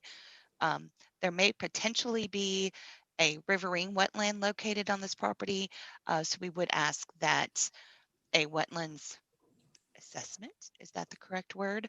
Or kind of a desktop overview of it, just to make sure that it isn't anything that is going to impact anything elsewhere. The utilities, like I said, it is located outside of the Centerton utility service area, and the water and sewer service are provided by the city of Bentonville. But the electric is not city of Bentonville. It is Carroll Electric, if I remember correctly. As far as parking requirements, they are definitely meeting our code. We do require one parking space for each 200 square feet of floor space. The office space is approximately 535 square feet because most of this is a drive-through car wash, but there is a waiting area for customers and some office space for the manager of the facility. So that would require about 2.67 spaces. The proposed development includes 26 total parking spaces, 2 of which are handicapped. But now 17 of those are internal vacuum stations accessible only after going through the car wash to vacuum out your car. And 9 are accessible from the shared drive. So they'll be, pull in just right off of the shared drive there. And that's where the 2 handicap spaces are also. The landscaping and screening, they are meeting our current code. They have proposed a privacy fence along the east side of the property to shield it from the property next door. They are proposing that the fence just go to the corner of the property, so that way a fence won't block the view of vehicles coming up and down Centerton Boulevard, because they want you to be able to see their car wash, which totally makes sense. And they are also, and we do agree with that proposal, they are providing trees and some shrubbery and plenty of grass on the site. So like I said, they do meet our existing code. The site lighting plan that they have proposed does meet the Centerton City Code for outdoor lighting. For signage, I don't know if you can see it very well on this image here, but where the 9 is in the parking stalls, in that little area there, they're going to have a pylon sign. And of course, a sign permit would be required through the City of Centerton Code Enforcement. So that would be, a separate permit that would be required. And the drainage, all of the drainage is being done with the shared access drive. So the detention is going to be on the northwest side, on the opposite side of the access drive, kind of above where the proposed possible future Jiffy Lube is located. We do find that the Diamond Wash large-scale development plans are in general compliance with city code, contingent on the remaining comments. And as of right now, for Bentonville Water and Sewer, the only comment that they had was just that they put a note on the landscaping plan that trees have to be planted no closer than, they cannot be planted closer than 5 feet to any of their public utilities. And there was a note from engineering on the drainage, but this really is not for this particular development. But we do have, we will have to have something updated on the track split that CEI has completed, because they do need to show a utility easement for the drainage that goes across the road or under the road from this development to the detention pond. And I think that was all I had. So I am open for any questions and comments that you guys may have. Thanks, Diane. I know Joey wants to speak as well, but I have a comment. I'm not sure I'd call it a concern, but, and I see the fact, I'm assuming it'll be painted, do not enter, as people exit off of 102, come in there. Any thoughts or concerns around people trying to pull in where they should exit? Daniel, I don't know if there's anything extra that doesn't look degrading to the property, because I think it'll be a nice car wash. But my concern would be people coming off of 102 and taking that first right to get in there, versus going all the way down. So maybe anything that would help the traffic understand they have to go. I was sitting in a parking lot yesterday watching people go because there was a sign that was 6 feet off that said "Do not enter," and 3 cars entered it when I was sitting in a parking lot in Rogers for 20 minutes yesterday. So anything that we might be able to do there that would help the consumer understand the fact they can't make a right when they first come in? Just my thoughts. Yeah, so two things.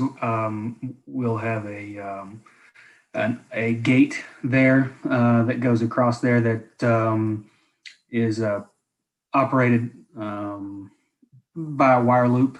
So when a customer car goes and pulls up there to exit, the gate will go up.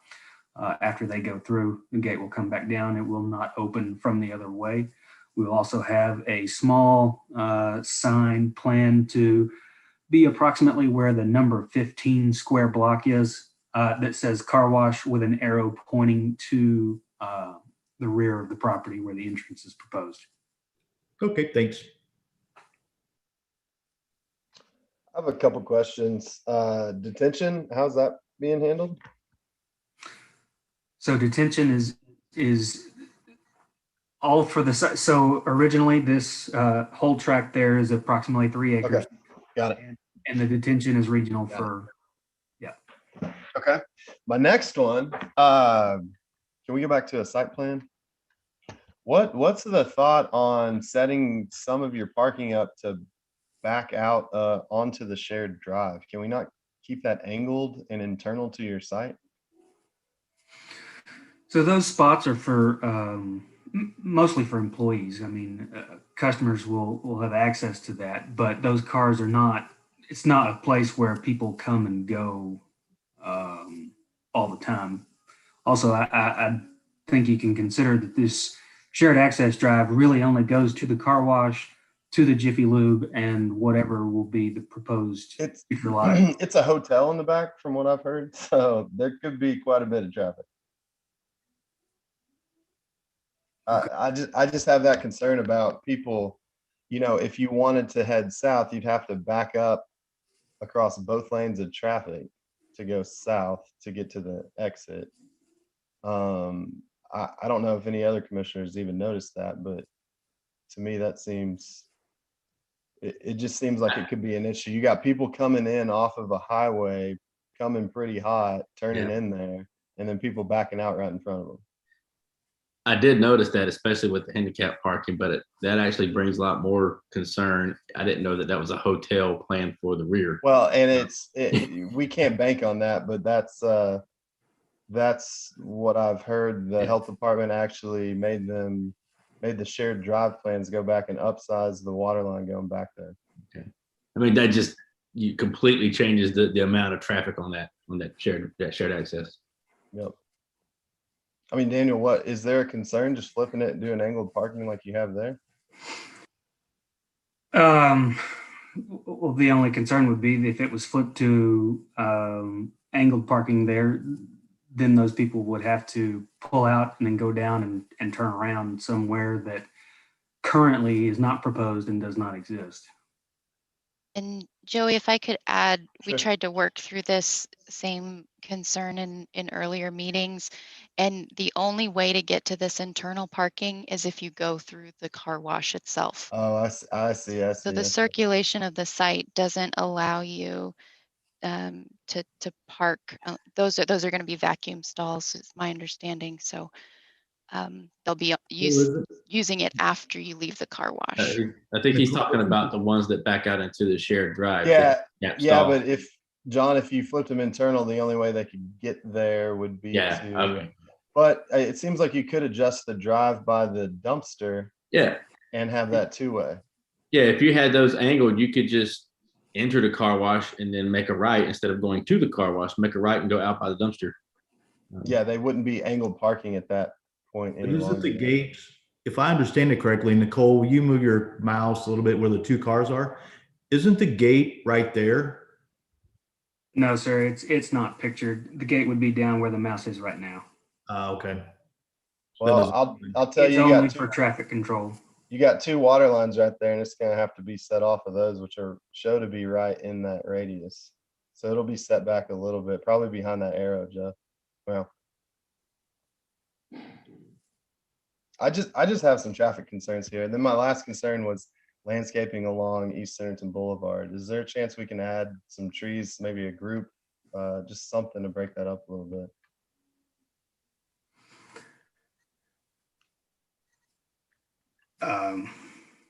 I mean, we can take a look at it. I believe Diane stated it does meet current code. Yeah, the code is up to us to approve. That's what the code says. The code's very vague. And Diane, you can correct me if I'm wrong.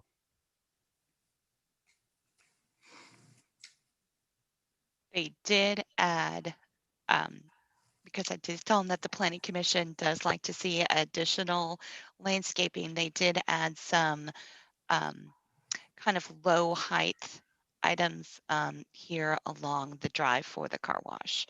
So they I did think we're make missing. that I think we're concession. missing the mark. Just frankly, I think we're missing the mark if we don't get extra trees along the frontage. That's my opinion. So those are my concerns. If we want to discuss them more, that's fine. Yeah, If not, okay.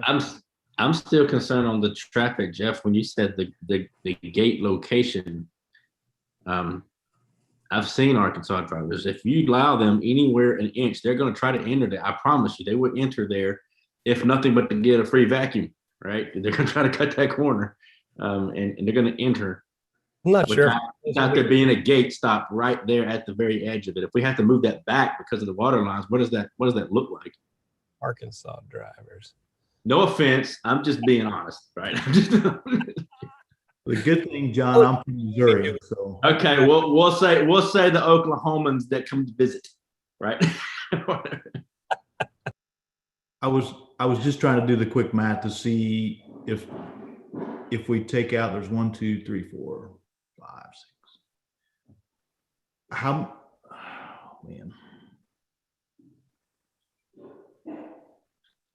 I mean, surely there's not 9 employees at this thing at a given time. I could be wrong, but it's an automatic car wash, correct? Yeah, but I think the 2 handicap are for Jiffy Lube as well, right? It's kind of shared parking. What I thought that was looking at. So No, that's incorrect. And it is common. We can have 9 employees at one time. So if you're not familiar with what our wash does, is we don't do the same thing that the other automatic car washes do. We have people who are at the front of the car wash who are getting the bugs off. We have people at the end where the 2 cars pull out there. We do towel dry. We do extra services, and we also offer interior cleaning as an additional service. So we do have enough employees to where that's approximately what we deem necessary. This could, I don't know if this is an option, but is there a way to limit the backing movements into the shared drive and allow them to access the one way going north? How do you through vacuum bays? What, Todd? How do you get into the vacuum bays? That's a great question. Is that just a crosswalk across that parking area? It is, yeah. So once you exit, if I understand it correctly, once you exit, then you would make a right. So once your vehicle is clean, you would make a right, and then you would drive in that way, and you would park. And the gate will do one of 2 things. The gate will either open and let you out if you don't want to vacuum, or the gate will not allow people to come in to use the vacuums without paying for them, is essentially the way that it works. You have a choice to use the vacuum or leave, which I do like. The other car wash does not allow you that option to just leave. Joey, were you thinking that those were, maybe I was thinking differently. You're thinking the employee parking is to the left of what I'm showing here. Yeah. Okay. Yeah, that's it. Okay.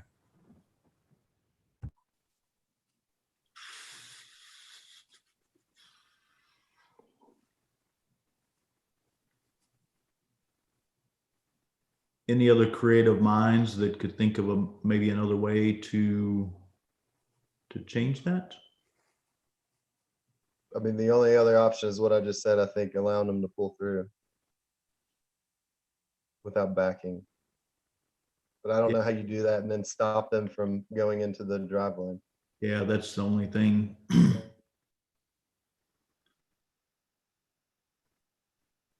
I mean, I guess all we can do is bring it up. I mean, I know we don't allow, new residences. I was just thinking, out loud that, we don't allow new residences to pull onto through streets. We don't necessarily have anything in regards to, what I'll call a one street that's not through, right? So I don't know if this fixes anything. There's still access issues, but to get there, what if you made, that if we take this portion of angled parking, including the head end 9 stalls for the employees, you make the southern portion a 2-way, provide another exit like you have by the dumpster midway through that parking, and then you have angled above that, that's only 1-way. All right. So I don't know. I'm not your designer. I'm just. This isn't a through road. Okay. I'm not familiar with a hotel being proposed at the back, but it's not even under contract currently or anything for a hotel development. I guess my concern is we're trying to solve a problem that actually doesn't exist. It's not a through road. It's a shared access private drive. It's not going to be heavily trafficked. I guess well, it's all dependent on what goes in that back lot, and we don't know yet. So we have to, that is specifically what was stated regarding the hotel. That could be, that could not be, but something else could go back there. Popeyes was a shared drive, and that was a nightmare when it opened. Yep. You got a gas station and a Walmart. There's a lot of traffic.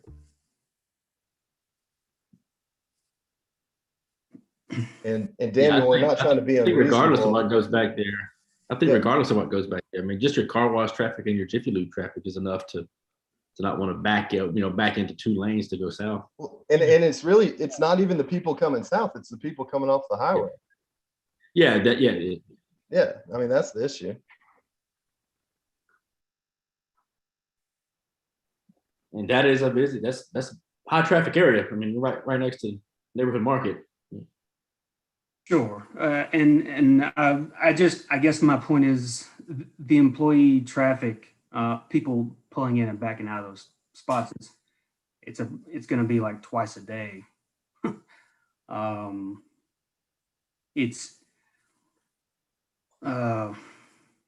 I just don't think that they're going to be used. It's not like a commercial retail type thing where people are all constantly in and out of those spots. I guess is my only. I'm not the designer either, but what if you move those employee parking, just flip that where that's at the back near the dumpster. That way, when you back out, you can just make a little circle around the dumpster and you're out. Or that way, at least you're off the highway. Yeah. And you're not agree, backing Joe. up right there at the entrance. If you just reverse that. Again, I'm not a designer. I think there needs to be something done with the traffic there. I mean, it's. And Daniel, we're not trying to be unreasonable. We're not trying to hold you up. If this is the only item, I mean, I would approve it contingent upon that, so you guys can keep moving forward in your entitlement process. But the fact of the matter is that, I mean, they're your employees, and in my opinion, that's a high risk area right there for your employees. Not only that, you got the Jiffy Lube people going. It just seems like it could be better. Daniel, what are your thoughts about moving those, even if we just move those 5 and swap them out? What are your thoughts on that?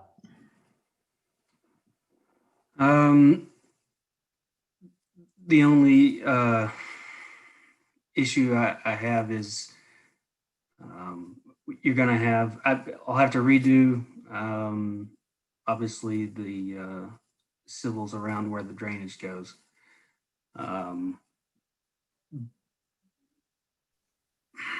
Is that not all open on either end? There's no curb through there, right? Yes.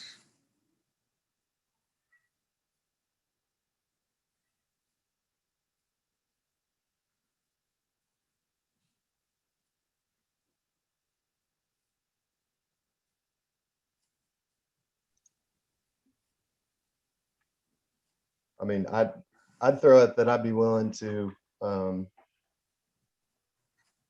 to approve that if we could work on that flop.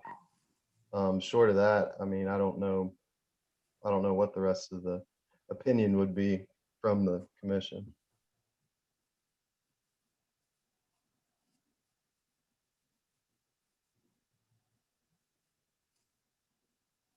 Diane, you've been looking at it more than us and working with Daniel. What are your thoughts on the ability to possibly flip those? I just putting you on the spot.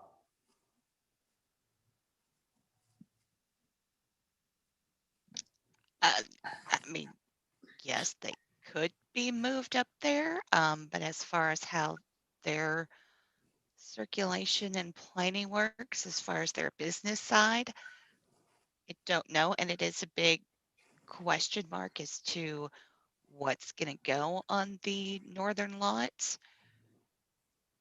But Daniel also brought up a good point where it is, a private road, and it would just be possibly twice a day. Because I know that is one of the things that Nicole and Laureen and I did look at, was trying to figure out, well, can this work another way? Because that's not ideal, but it's not going to be drastic in and outs all day. And it wouldn't be an issue except for, the fact that the vacuums are strictly for the customers going through the car wash. So obviously they don't want people just being able to pull through there. I know that I talked in a circle. How does that flop impact the vacuums? It wouldn't impact the vacuum operations. Just looking at, the only thing I can see, it would impact where the handicap parking goes for access to the building. I'm not sure if that would be an issue with distance to the front door or anything like that. I mean, it looks like you could keep them close, possibly. They might move up a couple spots to the north. So is on where it says 5 right there to the north of the head-end stalls, are people allowed just to pull out of that? No, they have to back and exit by the dumpster to the north there. What keeps them from pulling out? Is that a curb there? It looks like. No, I don't think it's a curb. It is. The one note is proposed 6-inch PCC barrier curb. There's a okay. detail. So I did ask the question earlier about the drainage, and so that is a curb. Got it. And the same thing here at the front of these pull-in spaces. There's also a curb, so you can't just drive through.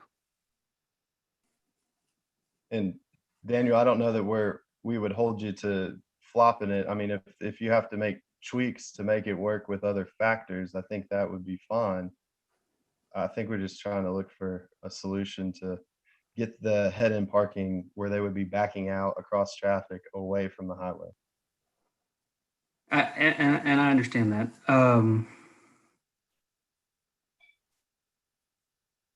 Okay. We can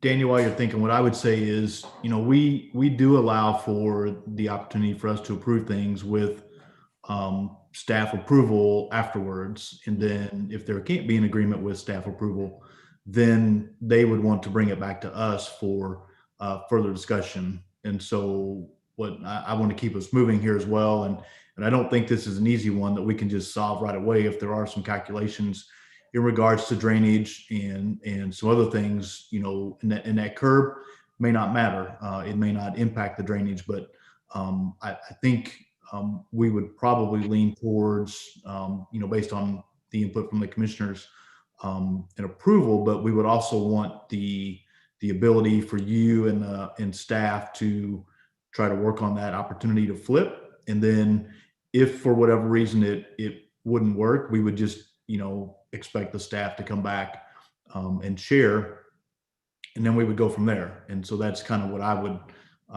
you kind of propose for the commissioners unless they would disagree.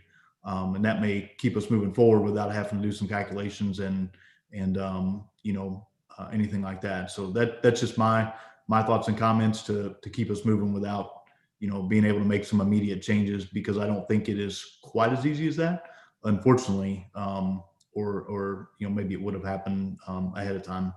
But the concern is with those, those 5 spaces coming, right off the highway as people are coming in. Understood. So, yeah, we will see what we can do then to shift those things around.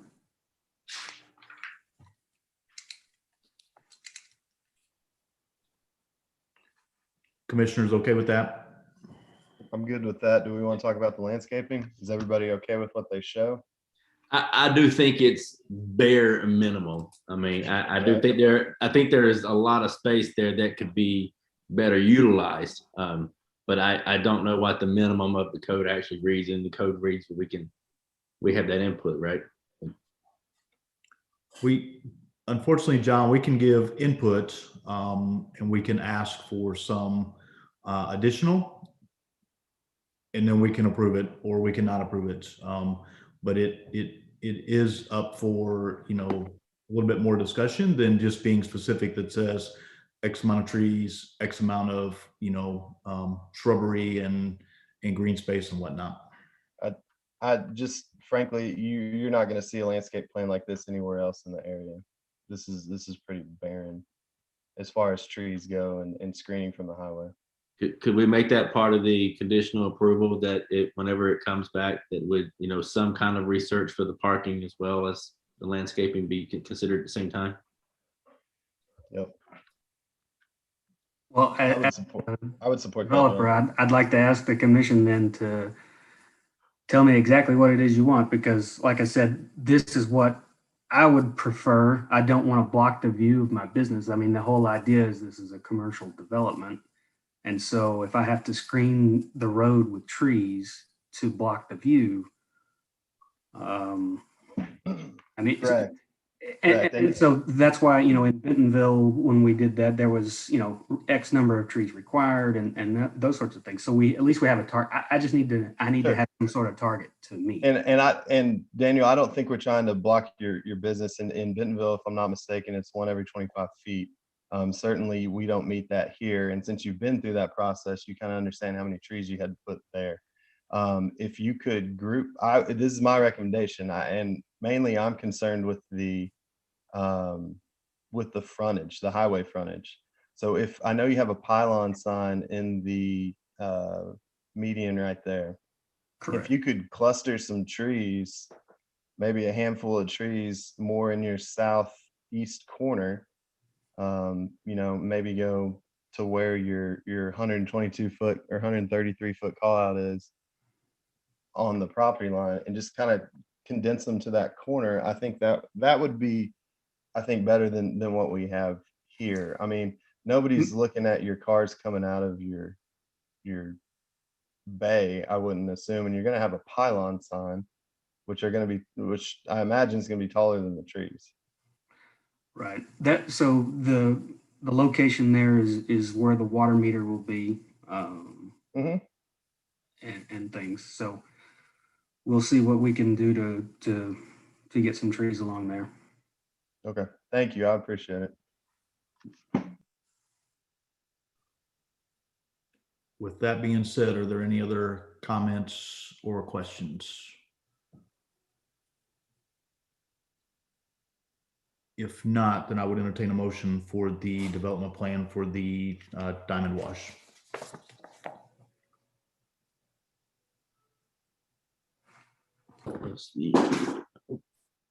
This is Joey. I'll make a motion to approve development 2007 Diamond Wash, contingent upon additional landscaping along the highway frontage and then an effort to flip the employee stalls to get them further away from the highway.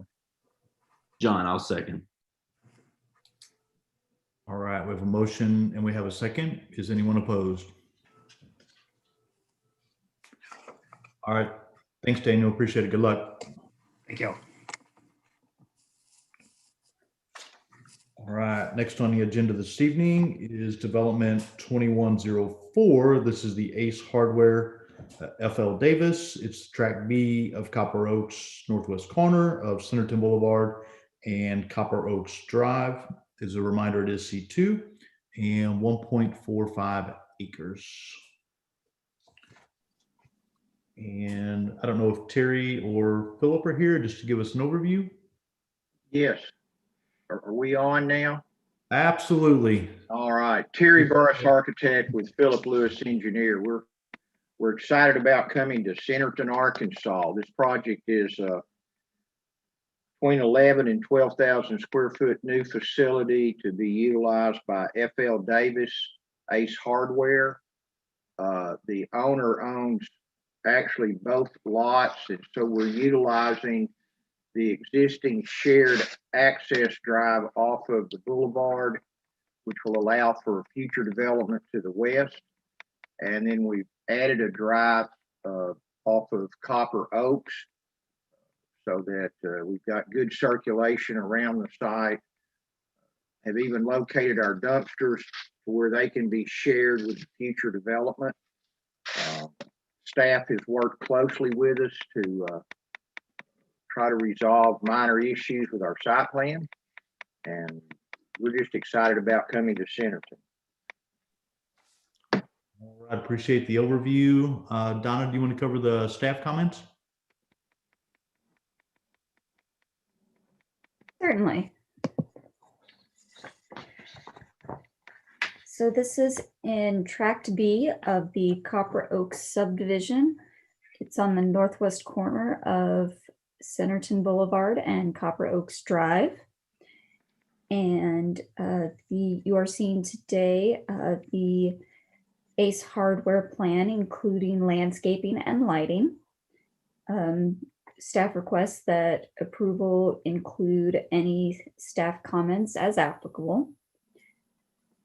Retail large scale over 4,000 feet and office uses are permitted in the current zoning district, highway commercial, and requirements of this district are being met with the proposed development plan. The proposed development is off of Copper Oaks Drive, which is a local street, and East Centerton Boulevard, which is a major arterial. Both streets have existing improvements with 5-foot sidewalk already in place along East Centerton Boulevard. The plans do have sidewalk being installed along Copper Oaks Drive, which would connect the existing sidewalk along East Centerton Boulevard to sidewalk at Copper Oaks Cottage Homes, Phase 1. So no additional adjacent street improvements are being proposed at this time, aside from the driveway connections. So site entries have already been discussed. Pedestrian access is also being proposed, connecting the sidewalk to the building entry. An RDOT permit will be required for driveway modifications within the Centerton Boulevard right-of-way, as that is an RDOT road. We will also need a shared access easement be recorded prior to final site approval for the section that is on the adjacent property. This property is meeting the parking requirements per Centerton code for retail, office, and restaurants. That is 1 stall for every 200 square feet for a total of 59 stalls, including 3 ADA accessible spaces, 1 being van. Utilities and stormwater improvements were installed with the construction of Copper Oaks. We will need an additional fire hydrant and fire lane striping to meet fire code. We have received a drainage letter And regarding this property, with the Copper Oaks development, generally what had to be done is the applicant had to show that the CN value for the site did not exceed 92, which has been done. But there are a couple of drainage things that still need to be worked out, but the engineer is recommending planning commission approval. For the lighting plan, I did include that in the packet. If we could go to that page, Nicole. Can we zoom in on the southwest corner, please? It's a little hard to see with it zoomed out this far. The lighting plan, there are building mounted lights and pole mounted lights, but in the southwest corner, it is a little dark. So for PC's determination, staff is thinking that we may need to add some additional lighting because it's kind of dark and that's where the southwest entry is.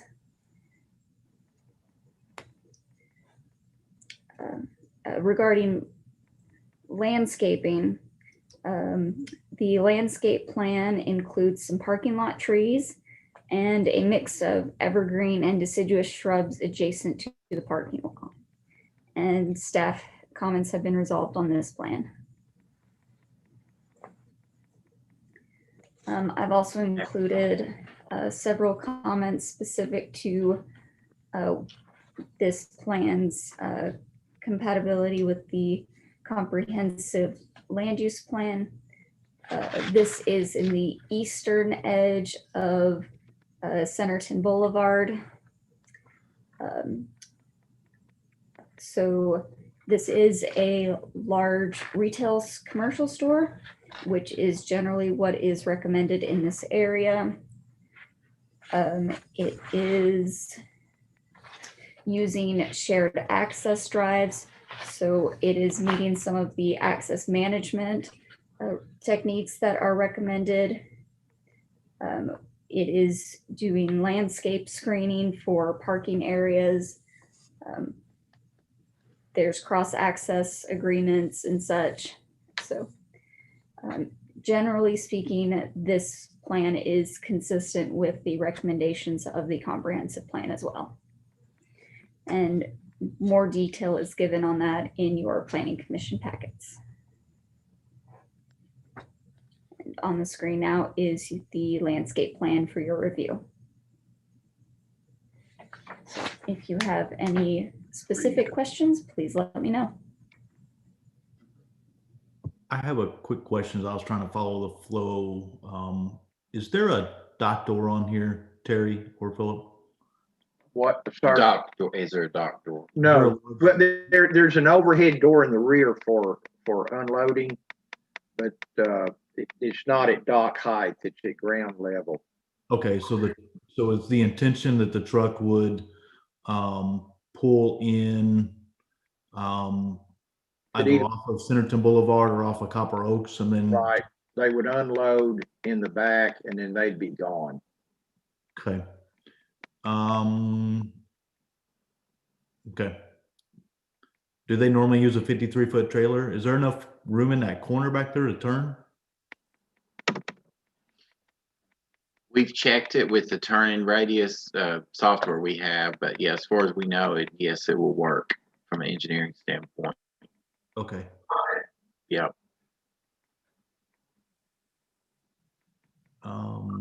Okay, that was one of the questions I had. Just trying to make sure we had the flow right there.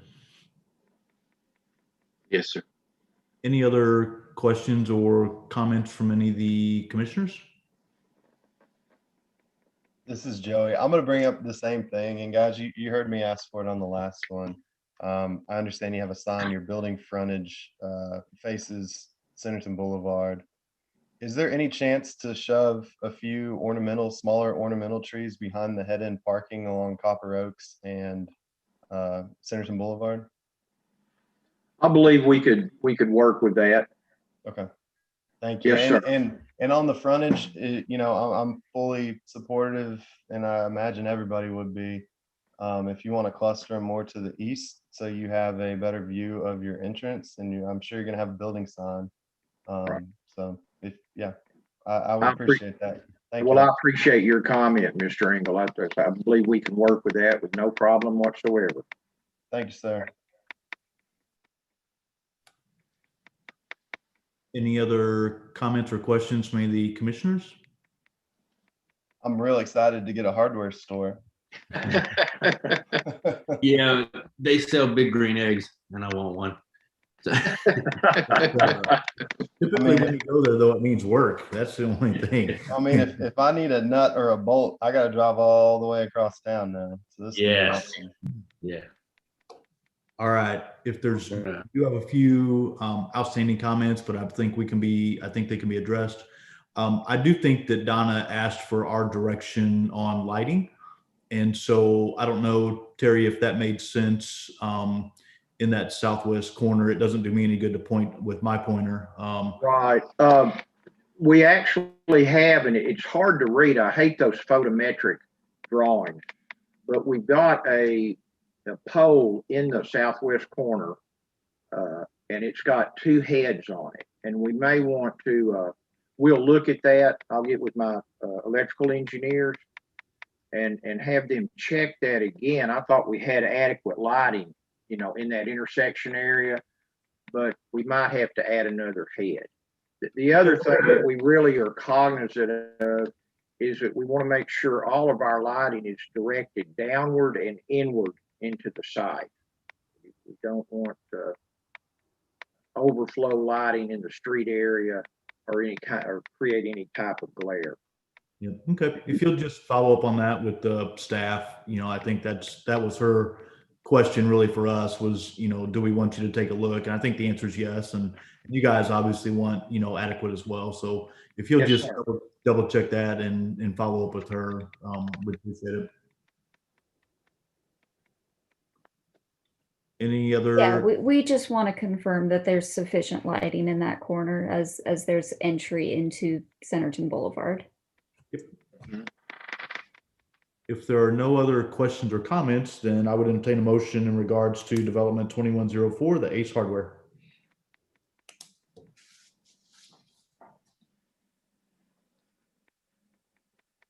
Joey, I'll make a motion to approve development 2104 with the remaining staff comments, looking at some ornamental trees along Copper Oaks and Centerton Boulevard, and then some additional lighting along the southwest entrance. John, I'll second. We have a motion and we have a second. Is anyone opposed? All right. Thank you, guys. Good luck, Terry and Philip. We appreciate it. Appreciate you. guys. Thank you very And much. ladies, thank you.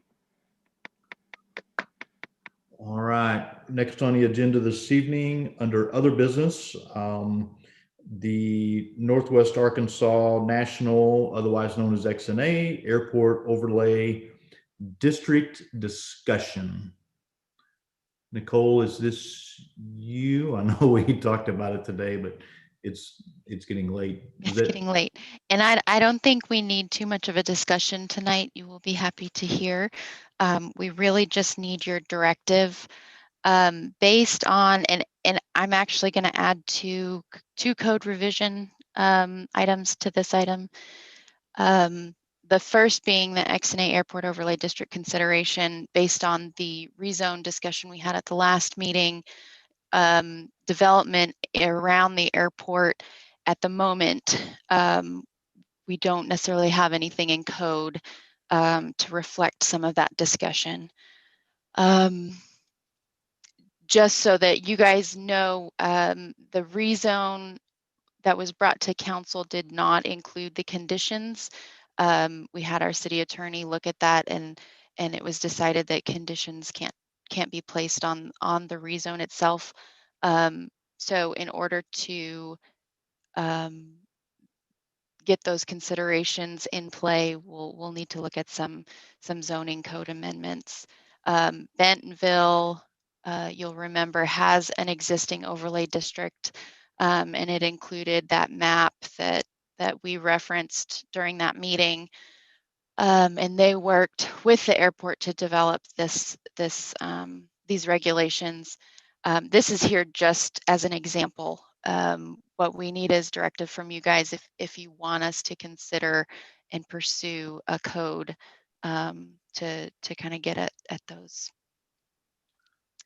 I mean, I'm just going to speak up and say I do think it's important. I don't think any of us really realized. I mean, we know the airport's there, we use it, but you know, I don't think we truly understood the impact, you know, that far out. And it's, you know, the last thing we want is for them to potentially lose some funding because there aren't some things in place, you know, to protect some of those, you know, concerns that were brought up. So I think that is definitely something that we should review and have.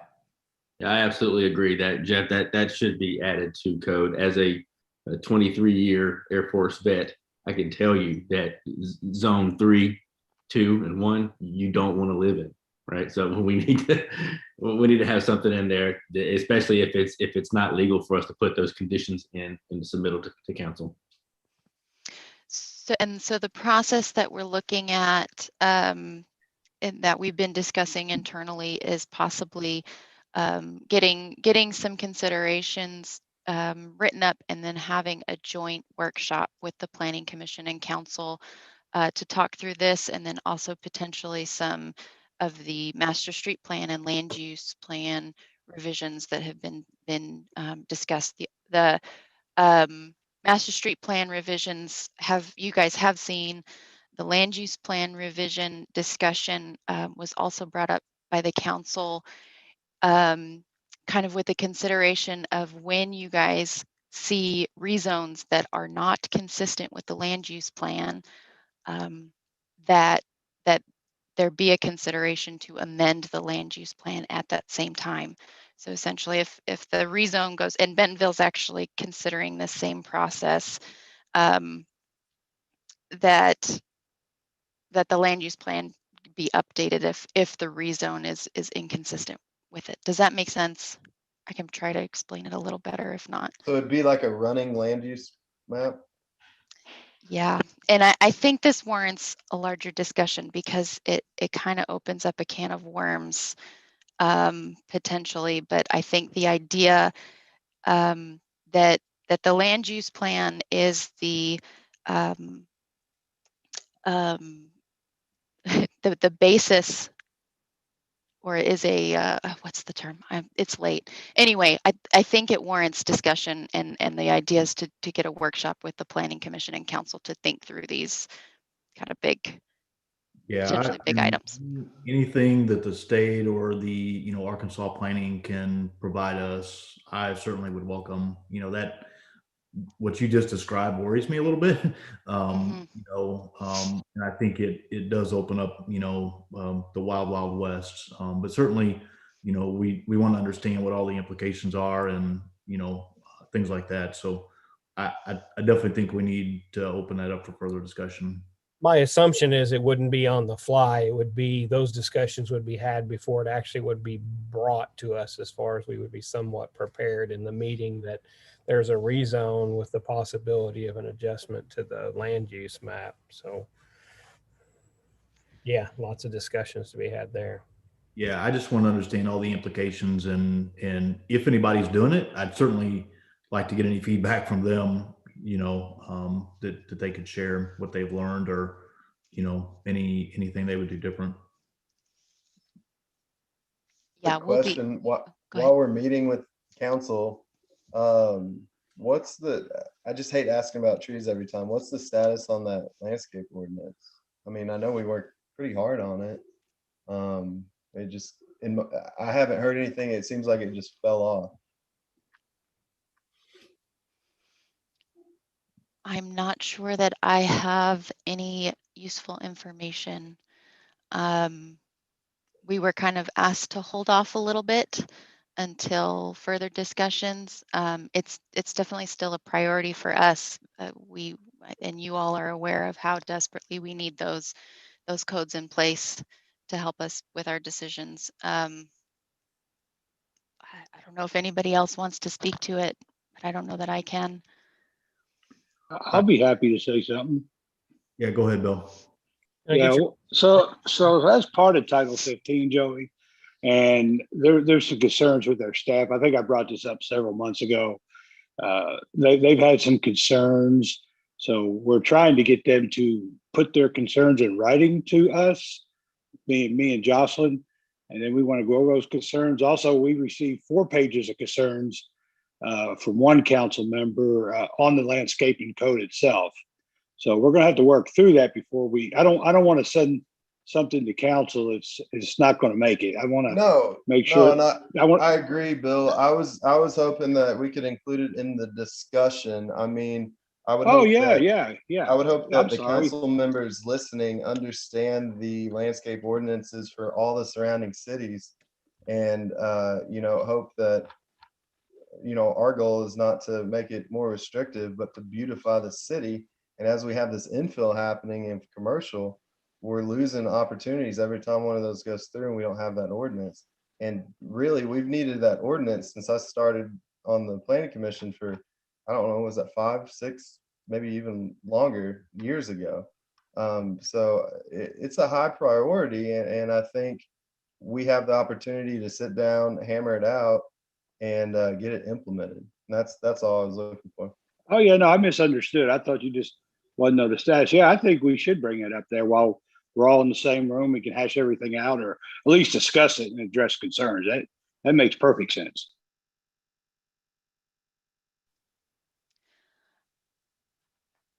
Okay, and then so we'll try to get that. I think, Bill, where we were talking about doing that joint workshop maybe June or end of May.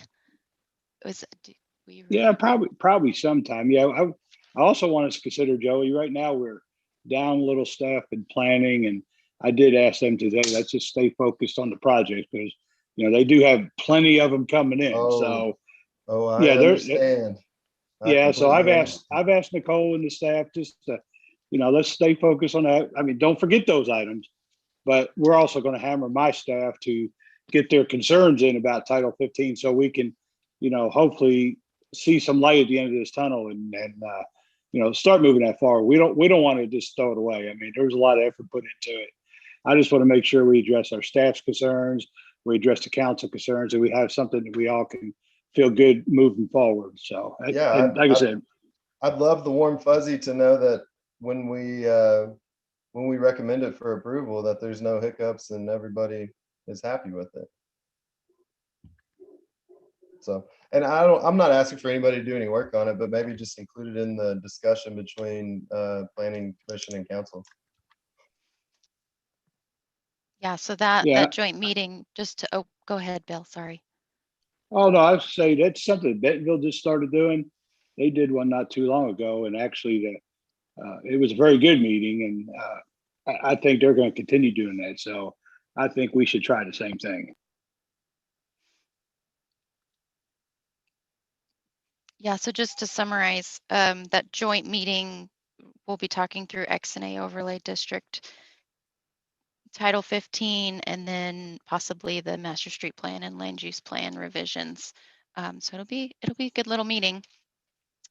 Nicole, I'm sorry, maybe I missed it. Did you say that rezone actually went to council? Did they approve or deny that? We couldn't add the overlay, but they approved it without the provisions. Okay. So the 80 acres, the reduced acreage, without the provisions. Okay, so we will move forward with those items, and we'll let you know when we have a date proposed for you all. The second code amendment that came up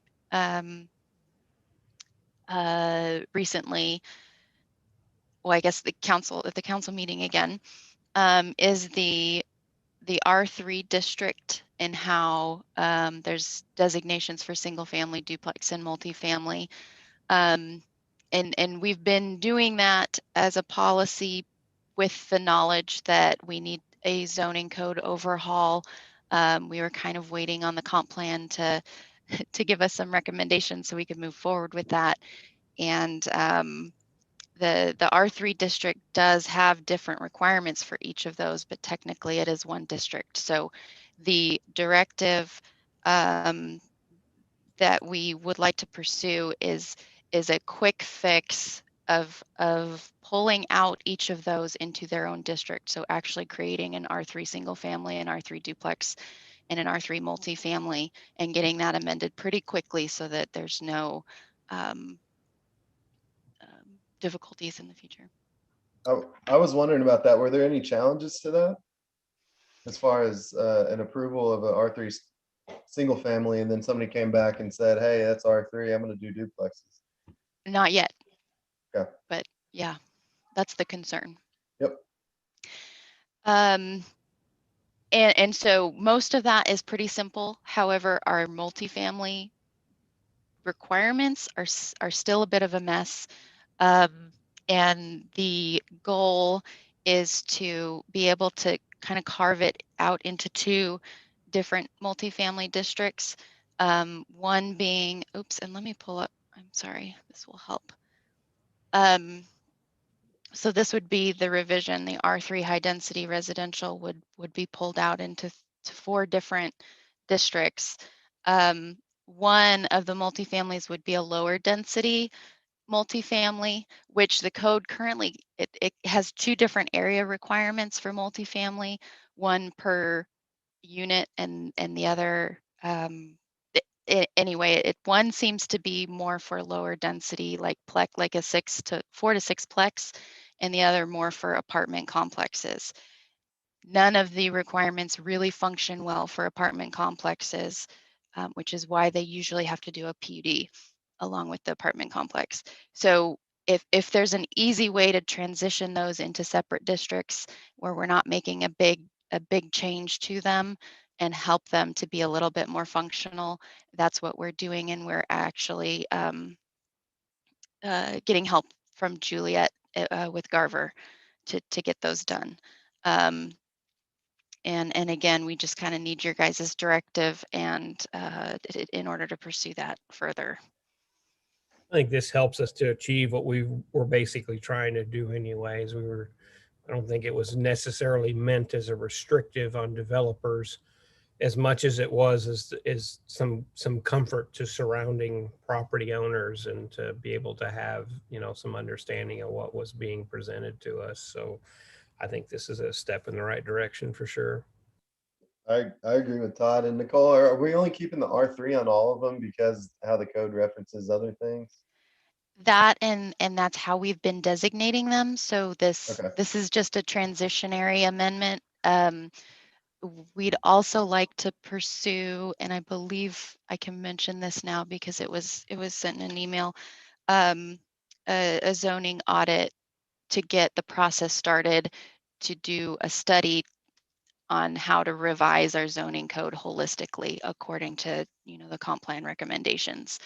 And that audit would kind of compare existing zoning to what the comp plan recommended and make recommendations on how to get what we need.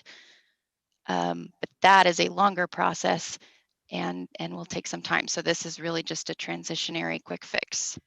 Hey, Nicole, I have one comment, and I don't know how this applies, but I know that every day, I don't see much of this multiplex stuff.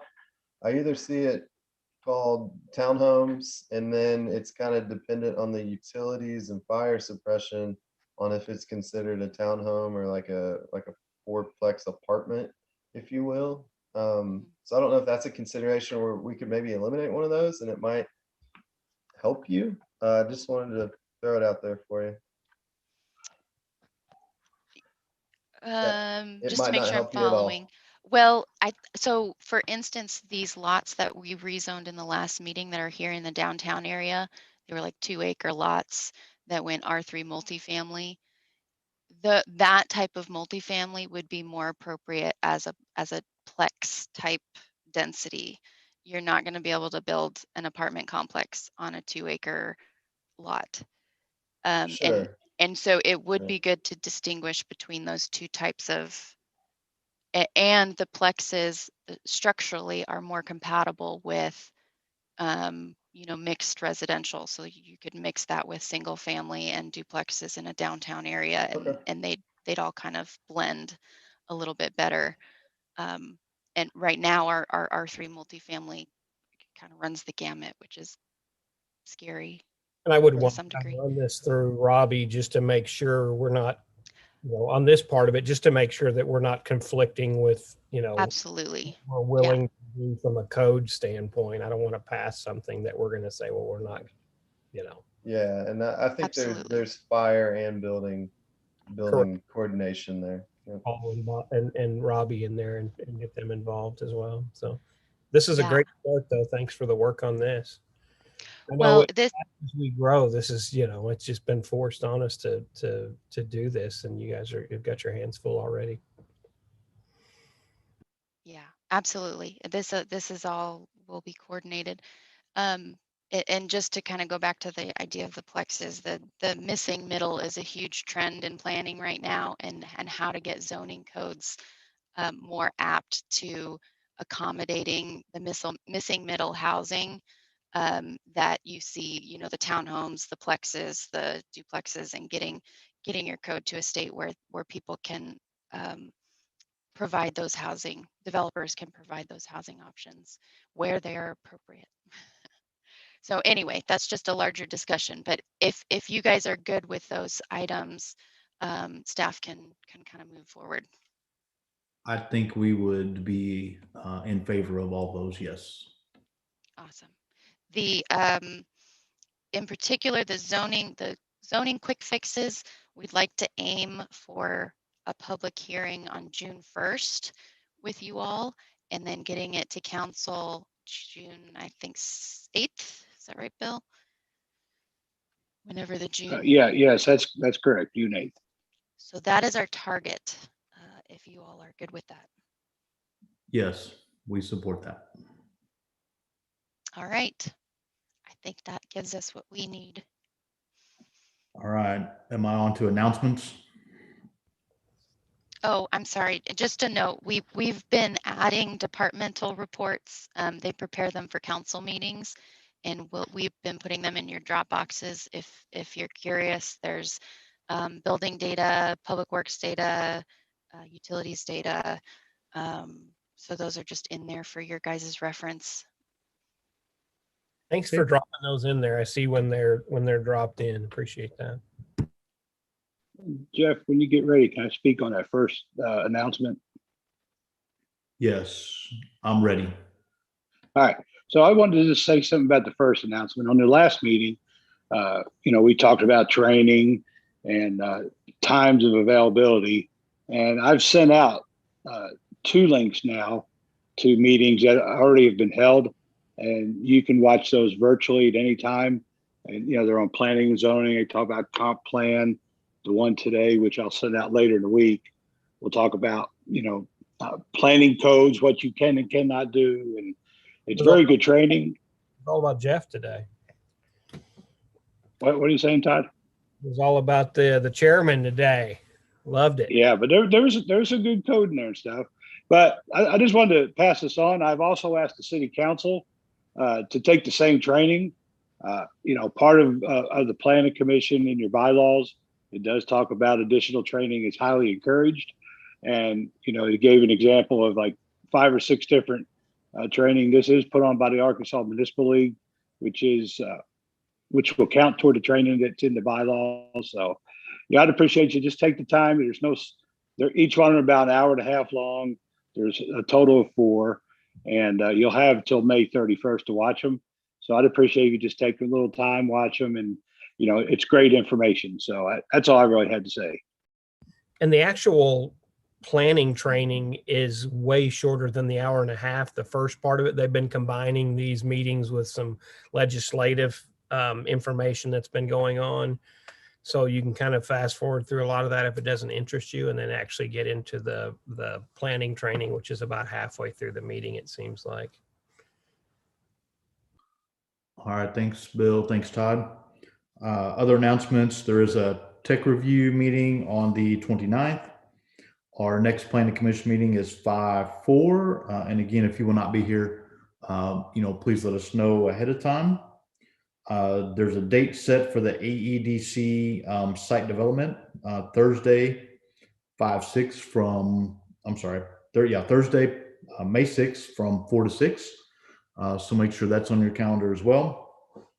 There is a council meeting on 5/11.